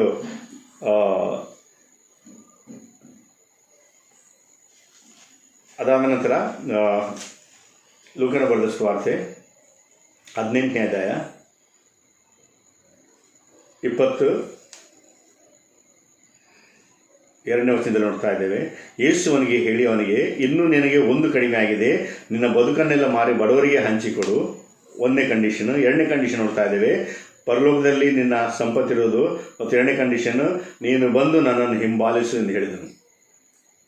ಮೊದಲನೇದಾಗಿ ನಿನ್ನಲ್ಲಿರ್ತಕ್ಕಂಥ ಆಸ್ತಿಯನ್ನು ಬದುಕನ್ನು ಮಾರಿ ಬಡವರಿಗೆ ಹಂಚು ಎಂಬುದಾಗಿರುತ್ತೆ ಹೇಳ್ತಕ್ಕಂಥ ಒಂದು ಕಂಡೀಷನು. 2ನೇ ಕಂಡೀಷನ್ ನೋಡಬೇಕಾದ್ರೆ, ನೀನು ಬಂದು ನನ್ನನ್ನು ಹಿಂಬಾಲಿಸು. ಅಂದರೆ ಒಂದು ವೇಳೆ ಆತನು ಯೇಸು ಕ್ರಿಸ್ತನನ್ನು ಅಥವಾ ದೇವರನ್ನು ಪ್ರೀತಿಸುವನಾದರೆ ಆತನು ಯೇಸು ಕ್ರಿಸ್ತನನ್ನು ಹಿಂಬಾಲಿಸ್ತಕ್ಕಂಥದ್ದು, ತನ್ನ ಕ್ರೂಜನ್ನು ಹೊತ್ತುಕೊಂಡು ಯೇಸು ಕ್ರಿಸ್ತನ ಹಿಂದೆ ಹೋಗ್ತಕ್ಕಂಥದ್ದು ಆತನಿಗೆ ಸುಲಭವಾಗಿತ್ತು. ಆದ ಕಾರಣ ನೋಡ್ತಾ ಇದ್ದೇವೆ 2 ಕಂಡೀಷನ್ ಆತನಿಗೆ ಬಹಳಷ್ಟು ಕಷ್ಟವಾಗಿದ್ದವು. ಯಾಕಂದರೆ ಆತನು ನಿಜವಾದ ರೀತಿಯಲ್ಲಿ ದೇವರನ್ನು ಸಹ ಪ್ರೀತಿಸಲಿಲ್ಲ, ಮನುಷ್ಯರನ್ನು ಪ್ರೀತಿಸಲಿಲ್ಲ. ಆತನು ತೋರಿಸಿರ್ತಕ್ಕಂಥ ಪ್ರೀತಿ ದೇವರ ಪ್ರೀತಿಯಾಗಲಿ ಮನುಷ್ಯರ ಪ್ರೀತಿಯಾಗಲಿ ಕೇವಲ ಹೆಸರಿಗೆ ಮಾತ್ರ ಒಂದು ಪ್ರೀತಿಯಾಗಿತ್ತು. ಒಂದು ವೇಳೆ ಆತನು ನಿಜವಾದ ರೀತಿಯಲ್ಲಿ ಆತನು ಪ್ರೀತಿ ಮಾಡಿರುವುದಾದರೆ ತನ್ನಲ್ಲಿರ್ತಕ್ಕಂಥ ಆಸ್ತಿಯನ್ನು ಮಾರಿ ಬಡವರಿಗೆ ಹಂಚಿ ಆತನು ಯೇಸು ಕ್ರಿಸ್ತನಂದೇ ಹೋಗುವುದಕ್ಕಾಗಿ ಸಿದ್ಧನಾಗಬಹುದಾಗಿತ್ತು.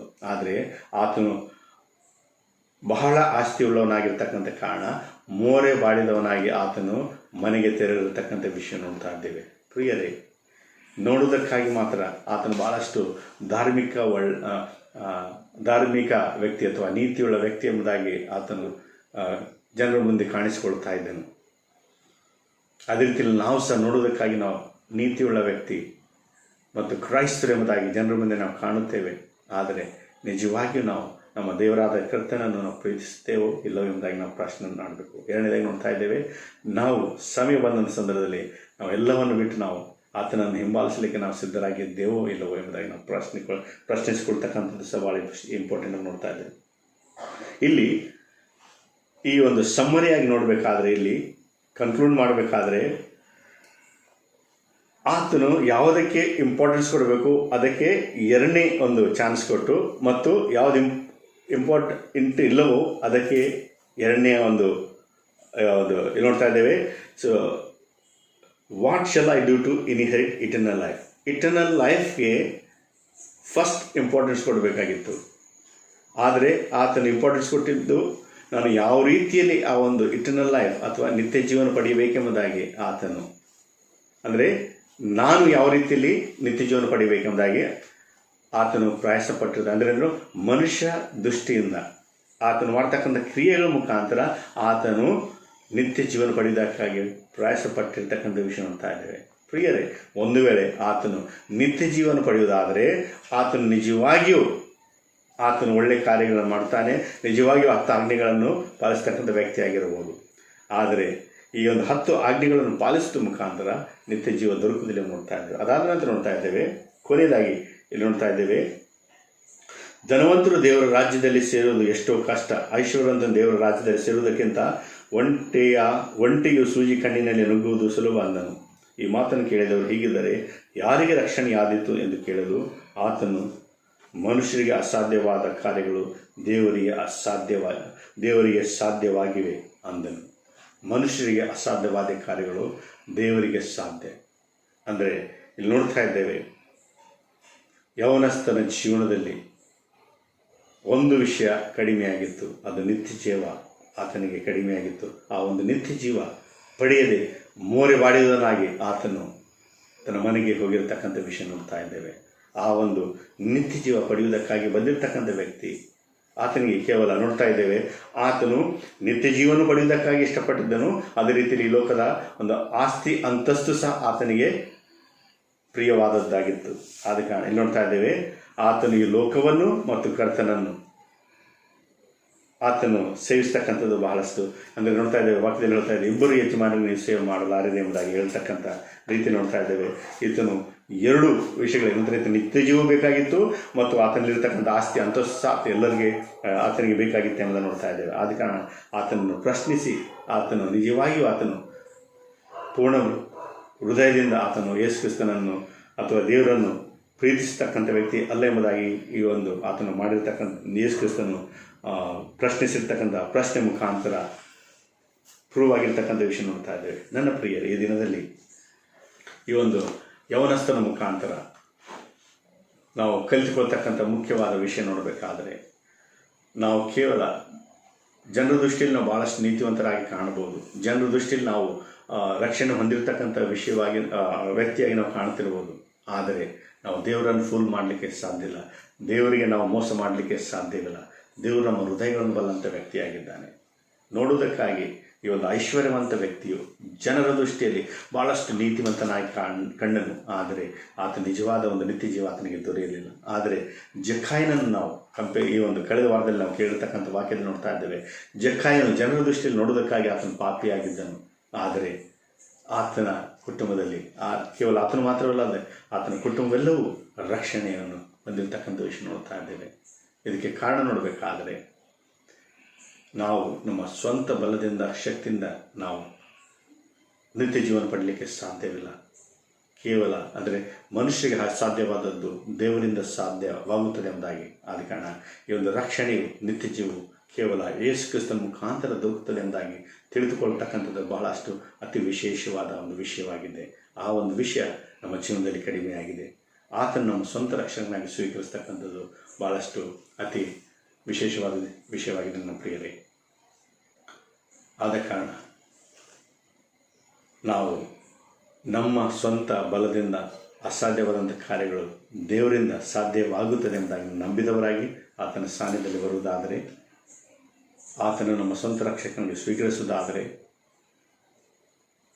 ಮತ್ತು ಆತನನ್ನು ಯೇಸು ಕ್ರಿಸ್ತನನ್ನು ಕೇವಲ ನಾವು ಒಳ್ಳೆಯ ಬೋಧಕನೆಂಬುದಾಗಿ ತಿಳಿದುಕೊಳ್ಳದೆ ಆತನು ನಮ್ಮ ಸ್ವಂತ ರಕ್ಷಕನು, ನಮ್ಮ ಒಡೆಯನು ಮತ್ತು ಆತನ ದೈವ ಕುಮಾರನು ಮತ್ತು ದೇವರು ಎಂಬುದಾಗಿ ಆತನನ್ನು ಸ್ವೀಕರಿಸ್ತಕ್ಕಂಥದ್ದು ಭಾಳಷ್ಟು ಇಂಪಾರ್ಟೆಂಟ್ ಅಂತ ಇದೆ. ಅದರ ಮುಖಾಂತರ ನಾವು ಅಂದರೆ ಯೇಸು ಕ್ರಿಸ್ತನ ನಾವು ಸ್ವಂತ ರಕ್ಷಣೆಯಾಗಿ ಸ್ವೀಕರಿಸ್ತಕ್ಕಂಥದ್ದು ಅಂದರೆ ಅನುಭವ ಪಡ್ತಕ್ಕಂಥದ್ದು ಭಾಳಷ್ಟು ಇಂಪಾರ್ಟೆಂಟ್. ಈ ವ್ಯಕ್ತಿ ಆತನು ಯೇಸು ಕ್ರಿಸ್ತನನ್ನು ಆತನು ಅರಿಯಲಿಲ್ಲ. ಆತನು ಒಂದು ಒಳ್ಳೆಯ ಬೋಧಕನೆಂಬುದಾಗಿ ತಿಳಿದುಕೊಂಡನು ಹೊರತಾಗಿ ಆತನು ರಕ್ಷಕನೆಂಬುದಾಗಿ ಆತನು ತಿಳಿಯಲಿಲ್ಲ. ಈ ದಿನದಲ್ಲಿ ನಾವು ತಿಳಿದುಕೊಳ್ತಕ್ಕಂಥ ವಿಷಯ, ಯೇಸು ಕ್ರಿಸ್ತನು ಕೇವಲ ಒಳ್ಳೆಯ ಬೋಧಕನಲ್ಲ, ಆತನು ನಮ್ಮ ರಕ್ಷಕನಾಗಿದ್ದಾನೆ. ಆತನ ಮುಖಾಂತರ ಮಾತ್ರವೇ ನಮಗೆ ರಕ್ಷಣೆ ದೊರಕುತ್ತದೆ. ನಾವು ಮಾಡ್ತಕ್ಕಂಥ ಒಳ್ಳೆಯ ಕಾರ್ಯಗಳ ಮುಖಾಂತರ ಇಲ್ಲ. ದೇವರು ಈ ಒಂದು ವಾಕ್ಯಗಳನ್ನು ನಮ್ಮ ಆತ್ಮೀಯ ಲಾಭಕ್ಕಾಗಿ ಆಶೀರ್ವದಿಸಲಿ. ಕ್ರೈಸ್ತನ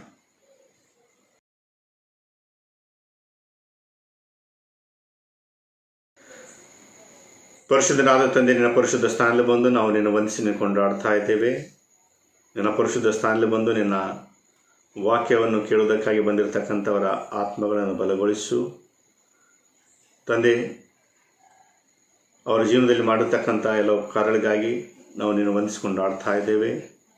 ತಮ್ಮ ಹುಟ್ಟುಹಬ್ಬವನ್ನಾಗಲಿ ವಿವಾಹ ದಿನವನ್ನಾಗಲಿ ಆಚರಿಸ್ತಕ್ಕಂಥ ನಿನ್ನ ಮಕ್ಕಳನ್ನು ಪರಿಶುದ್ಧ ಕೊಡ್ತಾ ಇದ್ದೇವೆ ತಂದೆ. ನಮ್ಮ ಜೀವನದಲ್ಲಿ ಹೊಸ ದಿನವನ್ನು ನೀನು ನಮಗೆ ದಯಪಾಲಿಸಿಕೊಟ್ಟದಕ್ಕಾಗಿ ನಾವು ನಿನ್ನ ವಂದಿಸ್ತಾ ಇದ್ದೇವೆ. ಈ ವಾರದವಿಡೀ ತಂದೆ, ತಮ್ಮ ಹುಟ್ಟುಹಬ್ಬವನ್ನು ಮತ್ತು ವಿವಾಹ ದಿನವನ್ನು ಆಚರಿಸ್ತಕ್ಕಂಥ ಪ್ರತಿಯೊಬ್ಬರನ್ನು ಆಶೀರ್ವದಿಸು. ಅವರ ಜೀವನದಲ್ಲಿ ತಂದೆ ಯಾವ ರೀತಿಯಲ್ಲಿ ಇದುವರೆಗೆ ಅವರನ್ನು ಕಾಯ್ದು ಕಾಪಾಡಿದ್ದೀಯೋ ಅದೇ ರೀತಿಯಲ್ಲಿ ಮುಂದಿನ ದಿನಮಾನಗಳಲ್ಲಿ ಸಹ ಅವರನ್ನು ಕಾಯ್ದು ಕಾಪಾಡಬೇಕೆಂಬುದಾಗಿ ನಾವು ಕೋರುತ್ತಾ ಇದ್ದೇವೆ. ಅವರ ಜೀವನದಲ್ಲಿ ಬರ್ತಕ್ಕಂಥ ಎಲ್ಲ ಕಾಯಿಲೆ ಕಷ್ಟಗಳಲ್ಲಿ, ಚಿಂತೆ ಬಾಧೆಗಳಲ್ಲಿ ನೀನು ಅವರನ್ನು ಸಂರಕ್ಷಿಸಿ ಕಾಯ್ದು ಕಾಪಾಡಿ ಯೋಗ್ಯವಾದ ಮಾರ್ಗದರ್ಶನ ನೀಡುತ್ತಾ ತಂದೆ ಅವ್ರಿಗೆ ಕೊಟ್ಟಿರ್ತಕ್ಕಂಥ ಒಂದು ಹೊಸ ದಿನಕ್ಕಾಗಿ, ಹೊಸ ವರ್ಷಕ್ಕಾಗಿ ಸಹ ನಮ್ಮ ಹೃದಯದಿಂದ ನಾವು ಹೊಂದಿಸ್ಕೊಂಡು ಆಡ್ತಾ ಇದ್ದೇವೆ. ಅದೇ ರೀತಿಯಲ್ಲಿ ನಮ್ಮ ಜೀವನದಲ್ಲಿ ಎಷ್ಟೋ ಜನರ ಜೀವನದಲ್ಲಿ ನೀನು ಮಾಡಿರ್ತಕ್ಕಂಥ ಉಪಕಾರಗಳನ್ನು ಜ್ಞಾಪಿಸ್ಕೊಂಡವರಾಗಿ ಕೃತಜ್ಞತೆಯ ಕಾಣಿಕೆಯನ್ನು ತಂದಂಥ ಈ ಒಂದು ಜನರ ಒಂದು ಪ್ರಾರ್ಥನೆಯನ್ನು ಆಲೈಸು. ಆ ಕೃತಜ್ಞತೆಯ ಒಂದು ಕಾಣಿಕೆಯನ್ನು ಸ್ವೀಕರಿಸಿ ತಂದೆ ಆ ಒಂದು ಕಾಣಿಕೆಯನ್ನು ನಿನ್ನ ಸೇವೆಗಾಗಿ, ಮಹಿಮೆಗಾಗಿ ಉಪಯೋಗಿಸಬೇಕೆಂಬುದಾಗಿ ನಾವು ಕೋರುತ್ತಾ ಇದ್ದೇವೆ. ಅದೇ ರೀತಿಯಲ್ಲಿ ತಂದೆ ನಮ್ಮ ಸಭಿಕರು ತಂದೆ ನಿನ್ನ ಪರಿಶುದ್ಧ ಸ್ಥಾನದಲ್ಲಿ ಅರ್ಪಿಸ್ತಕ್ಕಂಥ ಕಾಣಿಕೆಗಳನ್ನು ಸಹ ನೀನು ಆಶೀರ್ವದಿಸು ತಂದೆ. ಪ್ರತಿಯೊಬ್ಬರನ್ನು ನಿನ್ನ ಪರಿಶುದ್ಧ ಅಸ್ಲಪಿಸ್ಕೊಡ್ತಾ ಇದ್ದೇವೆ. ನಮ್ಮ ಸಭಿಕರೆಲ್ಲ ಅವಶ್ಯಕತೆಗಳನ್ನು ಸಹ ನಿನ್ನ ಪರಿಶುದ್ಧ ಅಸ್ಲಪಿಸ್ಕೊಡ್ತಾ ಇದ್ದೇವೆ ತಂದೆ. ನಿನ್ನ ಪರಿಶುದ್ಧ ಸ್ಥಾನದಲ್ಲಿ ಬಂದಂಥ ಪ್ರತಿಯೊಬ್ಬರನ್ನು ಆಶೀರ್ವದಿಸು ತಂದೆ. ನಿನ್ನ ವಾಕ್ಯವನ್ನು ಕೇಳಿರ್ತಕ್ಕಂಥ ಪ್ರತಿಯೊಬ್ಬರನ್ನು ಆಶೀರ್ವದಿಸು. ನಿನ್ನ ಕೃಪೆ, ನಿನ್ನ ಶಾಂತಿ, ಸಮಾಧಾನ ಯಾವಾಗಲೂ ನಿನ್ನ ಮಕ್ಕಳೊಂದಿಗೆ ನೆಲೆಗೊಂಡಿರಲಿ. ಪ್ರಾರ್ಥನೆಯನ್ನು ಯೇಸುವಿನ ದಿವ್ಯ ನಾಮದಲ್ಲಿ ಬೇಡಿ ಹೊಂದಿದ್ದೇವೆ ತಂದೆ. ಆಮೇನ್. आता हूँ तेरे पास, मुझको है तुझसे आस, मुझको कबूल कर ले, पापों से शुद्ध कर दे। आज का दिन यहोवा ने बनाया है, हम इसमें आनंदित हो, आनंदित हो। आज का दिन यहोवा ने बनाया है, हम इसमें आनंदित हो, आनंदित हो। हम हुजूरी में तेरी आए खुदाया सारे,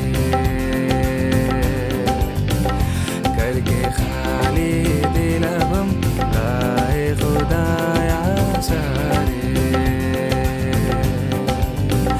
हम हुजूरी में तेरी आए खुदाया सारे, ओ करके खाली दिल अब हम लाए खुदाया सारे। स्तुति प्रशंसा करें, क्यों ना कुछ होता रहे, उसको हम बाते रहे, चाहे जहाँ भी रहे। आज का दिन यहोवा ने बनाया है, हम इसमें आनंदित हो, आनंदित हो। आज का दिन यहोवा ने बनाया है, हम इसमें आनंदित हो, आनंदित हो। हम हुजूरी में तेरी आए खुदाया सारे, ओ ये करके खाली दिल अब हम लाए खुदाया सारे।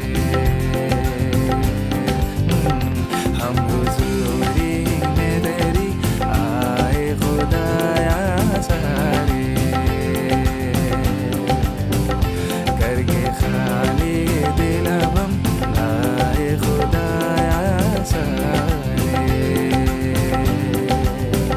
हम हुजूरी में तेरी आए खुदाया सारे, करके खाली दिल अब हम लाए खुदाया सारे। Sing everybody. हम हुजूरी में तेरी आए खुदाया सारे।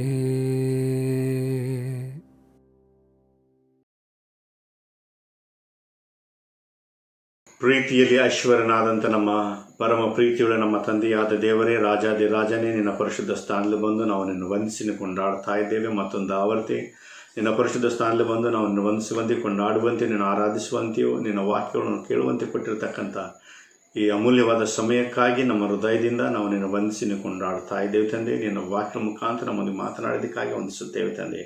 ಕೆಲವೊಮ್ಮೆ ತಂದೆ ನಾವು ನಮ್ಮ ಸ್ವನೀತಿಯಲ್ಲಿ ನಾವು ಭರವಸೆವಿಟ್ಟವರಾಗಿ, ನಮ್ಮ ಧಾರ್ಮಿಕ ಕ್ರಿಯೆಗಳಲ್ಲಿ ನಾವು ಭರವಸೆಯಿಟ್ಟವರಾಗಿ ತಂದೆ ನಮ್ಮ ಜೀವನವನ್ನು ಯಾವಾಗಲೂ ತಂದೆ ನಿನ್ನ ಪರಿಶುದ್ಧ ಸ್ಥಾನದಲ್ಲಿ ಬಂದಂಥ ಸಂದರ್ಭದಲ್ಲಿ ನಮ್ಮನ್ನು ನಾವು ಈ ಒಂದು ಒಳ್ಳೆಯ ಕಾರ್ಯಗಳ ಮುಖಾಂತರ ಜನರ ಮುಂದೆ ನೀತಿವಂತನವರಾಗಿ ತೋರಿಸಿಕೊಡುತ್ತೇವೆ. ಆದರೆ ನಮ್ಮ ಹೃದಯವನ್ನು ಬಲ್ಲಂತ ತಂದೆಯಾದ ದೇವರೇನಾಗಿದ್ದಿ ತಂದೆ, ನಮ್ಮೆಲ್ಲರ ಪಾಪಗಳ ಅಪರಾಧಗಳನ್ನು ಮನ್ನಿಸಿ ನಮ್ಮೆಲ್ಲರನ್ನು ಶುದ್ಧಿಗೊಳಿಸಿ ನಮಗೆ ನಿತ್ಯ ಜೀವನ ಕೊಡಬೇಕೆಂಬುದಾಗಿ ನಾವು ಕೊಡುತ್ತಾ ಇದ್ದೇವೆ ತಂದೆ. ನಾವು ಪೂರ್ಣ ಹೃದಯದಿಂದ, ಪೂರ್ಣ ಪುರಾಣದಿಂದ, ಪೂರ್ಣ ಶಕ್ತಿಯಿಂದ, ಪೂರ್ಣ ಜ್ಞಾನದಿಂದ ನಾವು ನಿನ್ನನ್ನು ಸೇವಿಸುವಂತೆಯೂ, ನಿನ್ನ ಪ್ರೀತಿಸುವಂತೆಯೂ, ನಿನ್ನನ್ನು ಆರಾಧಿಸುವಂತೆಯೂ ನಮಗೆ ಕೃಪೆ ನೀಡಬೇಕೆಂದು ಬಿಡುತ್ತಾ ಇದ್ದೇವೆ. ಅದೇ ರೀತಿ ನಮ್ಮ ನೆರೆಯನ್ನು ನಮ್ಮ ತಂದೆ ನಮ್ಮಂತೆ ನಾವು ಪ್ರೀತಿಸುವಂತೆಯೂ ನೀನು ನಮಗೆ ಕೃಪೆ ನೀಡು ತಂದೆ. ಈ ಒಂದು ಐಶ್ವರ್ಯವುಳ್ಳ ವ್ಯಕ್ತಿ, ಹೆಸರಿಗೆ ಮಾತ್ರ ಈ ಒಂದು 10 ಆಜ್ಞೆಗಳನ್ನು ಪಾಲಿಸ್ತಕ್ಕಂಥ ವ್ಯಕ್ತಿಯಾಗಿದ್ದನು. ಆದರೆ ತಂದೆ ನಿಜವಾದ ರೀತಿಯಲ್ಲಿ ಆತನು ನಿನ್ನನ್ನು ಪ್ರೀತಿಸುವಂಥ ವ್ಯಕ್ತಿ ಆಗಿರಲಿಲ್ಲ ಮತ್ತು ಜನರನ್ನು ಪ್ರೀತಿಸ್ತಕ್ಕಂಥ ವ್ಯಕ್ತಿಯಾಗಿರಲಿಲ್ಲ. ಆತನು ಹಣವನ್ನು ಪ್ರೀತಿಸ್ತಕ್ಕಂಥ ವ್ಯಕ್ತಿಯಾಗಿರ್ತಕ್ಕಂಥ ವಿಷಯ ನಾವು ನೋಡಿದ್ದೇವೆ. ಅದೇ ರೀತಿಯಲ್ಲಿ ಕೇವಲ ನಾವು ಹೆಸರಿಗೆ ಮಾತ್ರ ನಾವು ಜನರನ್ನು ಪ್ರೀತಿಸ್ತಕ್ಕಂಥ ವ್ಯಕ್ತಿಯಾಗಿರ್ಬೋದು, ಹೆಸರಿಗೆ ಮಾತ್ರ ನಾವು ನಿನ್ನನ್ನು ಪ್ರೀತಿಸ್ತಕ್ಕಂಥ ವ್ಯಕ್ತಿಯಾಗಿರ್ಬೋದು. ಆದರೆ ನಮ್ಮ ಹೃದಯಗಳನ್ನು ಬಲ್ಲಂಥ ತಂದೆಯಾದ ದೇವರು ನೀನಾಗಿದ್ದಿ. ಜನರನ್ನು ನಾವು ಮೋಸಪಡಿಸ್ಬೋದು, ಆದರೆ ನಮ್ಮ ಹೃದಯಗಳನ್ನು ಬಲ್ಲಂಥ ತಂದೆಯಾದ ನೀನಾಗಿದ್ದಿ ತಂದೆ. ಯಾವ ರೀತಿಯಲ್ಲಿ ಈ ಒಂದು ಐಶ್ವರ್ಯವುಳ್ಳ ವ್ಯಕ್ತಿಯ ಜೀವನದಲ್ಲಿ ನಿನಗೆ ಒಂದು ಕಡಿಮೆಯಾಗಿದೆ ಎಂಬುದಾಗಿ ನೀನು ಹೇಳಿರೋ ಪ್ರಕಾರ ನಮ್ಮ ಜೀವನದಲ್ಲಿ ಯಾವ ವಿಷಯವು ಕಡಿಮೆಯಾಗಿದೆಯೋ ಆ ಒಂದು ಕಡಿಮೆಯನ್ನು ನಮ್ಮಿಂದ ದೂರ ಮಾಡಿ ತಂದೆ, ನಮ್ಮನ್ನು ಯೋಗ್ಯವಾದ ಮಾರ್ಗದಲ್ಲಿ ನಡೆಸಿ ನಮಗೆ ನಿತ್ಯ ಜೀವನ ಪಡೆಯಬೇಕೆಂಬುದಾಗಿ ನಿತ್ಯ ಜೀವನ ಕೊಡಬೇಕೆಂಬುದಾಗಿ ನಾವು ಪ್ರಾರ್ಥಿಸ್ತಾ ಇದ್ದೇವೆ. ಅದೇ ರೀತಿಯಲ್ಲಿ ತಂದೆ, ನಮ್ಮ ಸಭೆಯಲ್ಲಿ ಯಾರು ಕಾಯಿಲೆಯಲ್ಲಿದ್ದಾರೋ, ಕಷ್ಟದಲ್ಲಿದ್ದಾರೋ, ರೋಗದಲ್ಲಿದ್ದಾರೋ, ತಾಪತ್ರೆಯಲ್ಲಿದ್ದಾರೋ, ಚಿಂತೆಯಲ್ಲಿದ್ದಾರೋ, ಸಮಸ್ಯೆಯಲ್ಲಿದ್ದಾರೋ ಅಂತ ಎಲ್ಲ ನಿನ್ನ ಮಕ್ಕಳನ್ನು ಪರಿಶುದ್ಧ ಕೊಡ್ತಾ ಇದ್ದೇವೆ ತಂದೆ. ತಂದೆ ಪ್ರತಿಯೊಬ್ಬರನ್ನು ಆಶೀರ್ವದಿಸು. ಎಲ್ಲ ಕಷ್ಟಪಡುವವರೇ ಹೊರಗುತ್ತವರು ನೀವೆಲ್ಲ ನನ್ನ ಬಳಿಗೆ ಬನ್ನಿ, ನಾನು ನಿಮಗೆ ವಿಶ್ರಾಂತಿಯನ್ನು ಕೊಡುತ್ತೇನೆ ಎಂಬುದಾಗಿ ನೀನು ಹೇಳುವ ಪ್ರಕಾರ ತಂದೆ, ನಾವು ತಂದೆ ಈ ಲೋಕದ ಎಲ್ಲ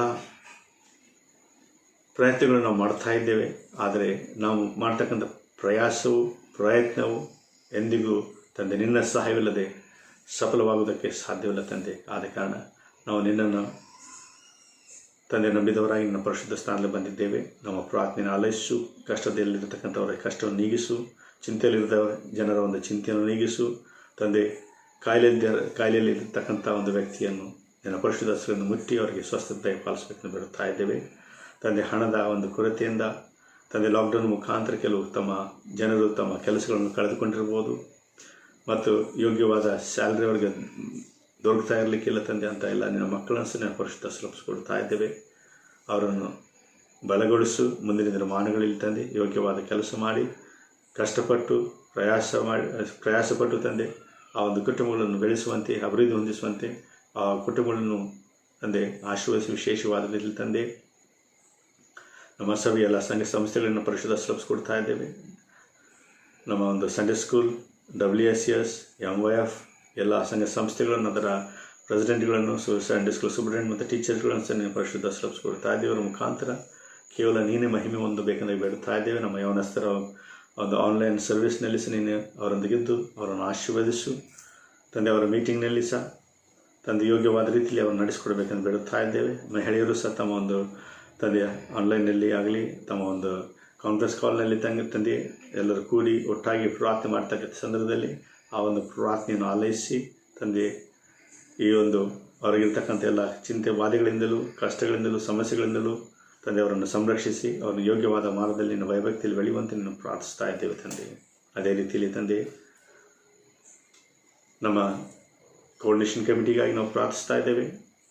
ಈ ಒಂದು ಕೋರ್ಡಿನೇಷನ್ ಕಮಿಟಿಯಲ್ಲಿ ಸಹ ತಂದೆ ನಾವು ತೆಗೆದುಕೊಳ್ತಕ್ಕಂಥ ಪ್ರತಿಯೊಂದು ನಿರ್ಣಯಗಳನ್ನು ಯೋಗ್ಯವಾದ ರೀತಿಯಲ್ಲಿ ನಿರ್ವಹಿಸುವಂತೆ ಸಹಾಯ ನೀಡು ತಂದೆ. ನಾವು ಇದು ನಮ್ಮ ಸಭೆಯ ಒಂದು ಡೆವಲಪ್ಮೆಂಟ್ ಕಾರ್ಯವನ್ನು ನಾವು ಆರಂಭ ಮಾಡಿದ್ದೇವೆ ಮತ್ತು ನಿನ್ನ ಚಿತ್ತವಾದರೆ ಅದು ನಿನ್ನ ಹೆಸರಿನ ಮುಖಾಂತರ ಯೋಗ್ಯವಾದ ಸಂದರ್ಭದಲ್ಲಿ ಯೋಗ್ಯವಾದ ರೀತಿಯಲ್ಲಿ ಅದು ಪೂರ್ಣಗೊಳ್ಳುವಂತೆ ನಾವು ತಂದೆ ನಮ್ಮ ಯೋಚನೆಗಳನ್ನು ನಮ್ಮ ಯೋಜನೆಗಳನ್ನು ಪರಿಶುದ್ಧ ಸುಲಭಿಸ್ಕೊಡ್ತಾ ಇದ್ದೇವೆ. ಇದರಲ್ಲಿ ನಮಗೆ ತಂದೆ ಯಶಸ್ವಿನದಾಗಿ ಪಾಲಿಸು ಮತ್ತು ಅದೇ ರೀತಿಯಲ್ಲಿ ಕೊರೋನಾ ಮುಖಾಂತರ ತಂದೆ ಬಾಧೆಗೊಳಗಾಗಿರ್ತಕ್ಕಂಥ ಎಲ್ಲ ರೋಗಿಗಳನ್ನು ಮತ್ತು ಅವರನ್ನು ತಂದೆ ಟ್ರೀಟ್ ಮಾಡ್ತಕ್ಕಂಥ ಎಲ್ಲ ವೈದ್ಯರನ್ನು, ನರ್ಸಸ್ಗಳನ್ನು, ವೈದ್ಯಕೀಯ ಸಿಬ್ಬಂದಿಯನ್ನು ನಿನ್ನ ಪರಿಶುದ್ಧ ಸುಲಭಿಸ್ಕೊಡ್ತಾ ಇದ್ದೇವೆ ತಂದೆ.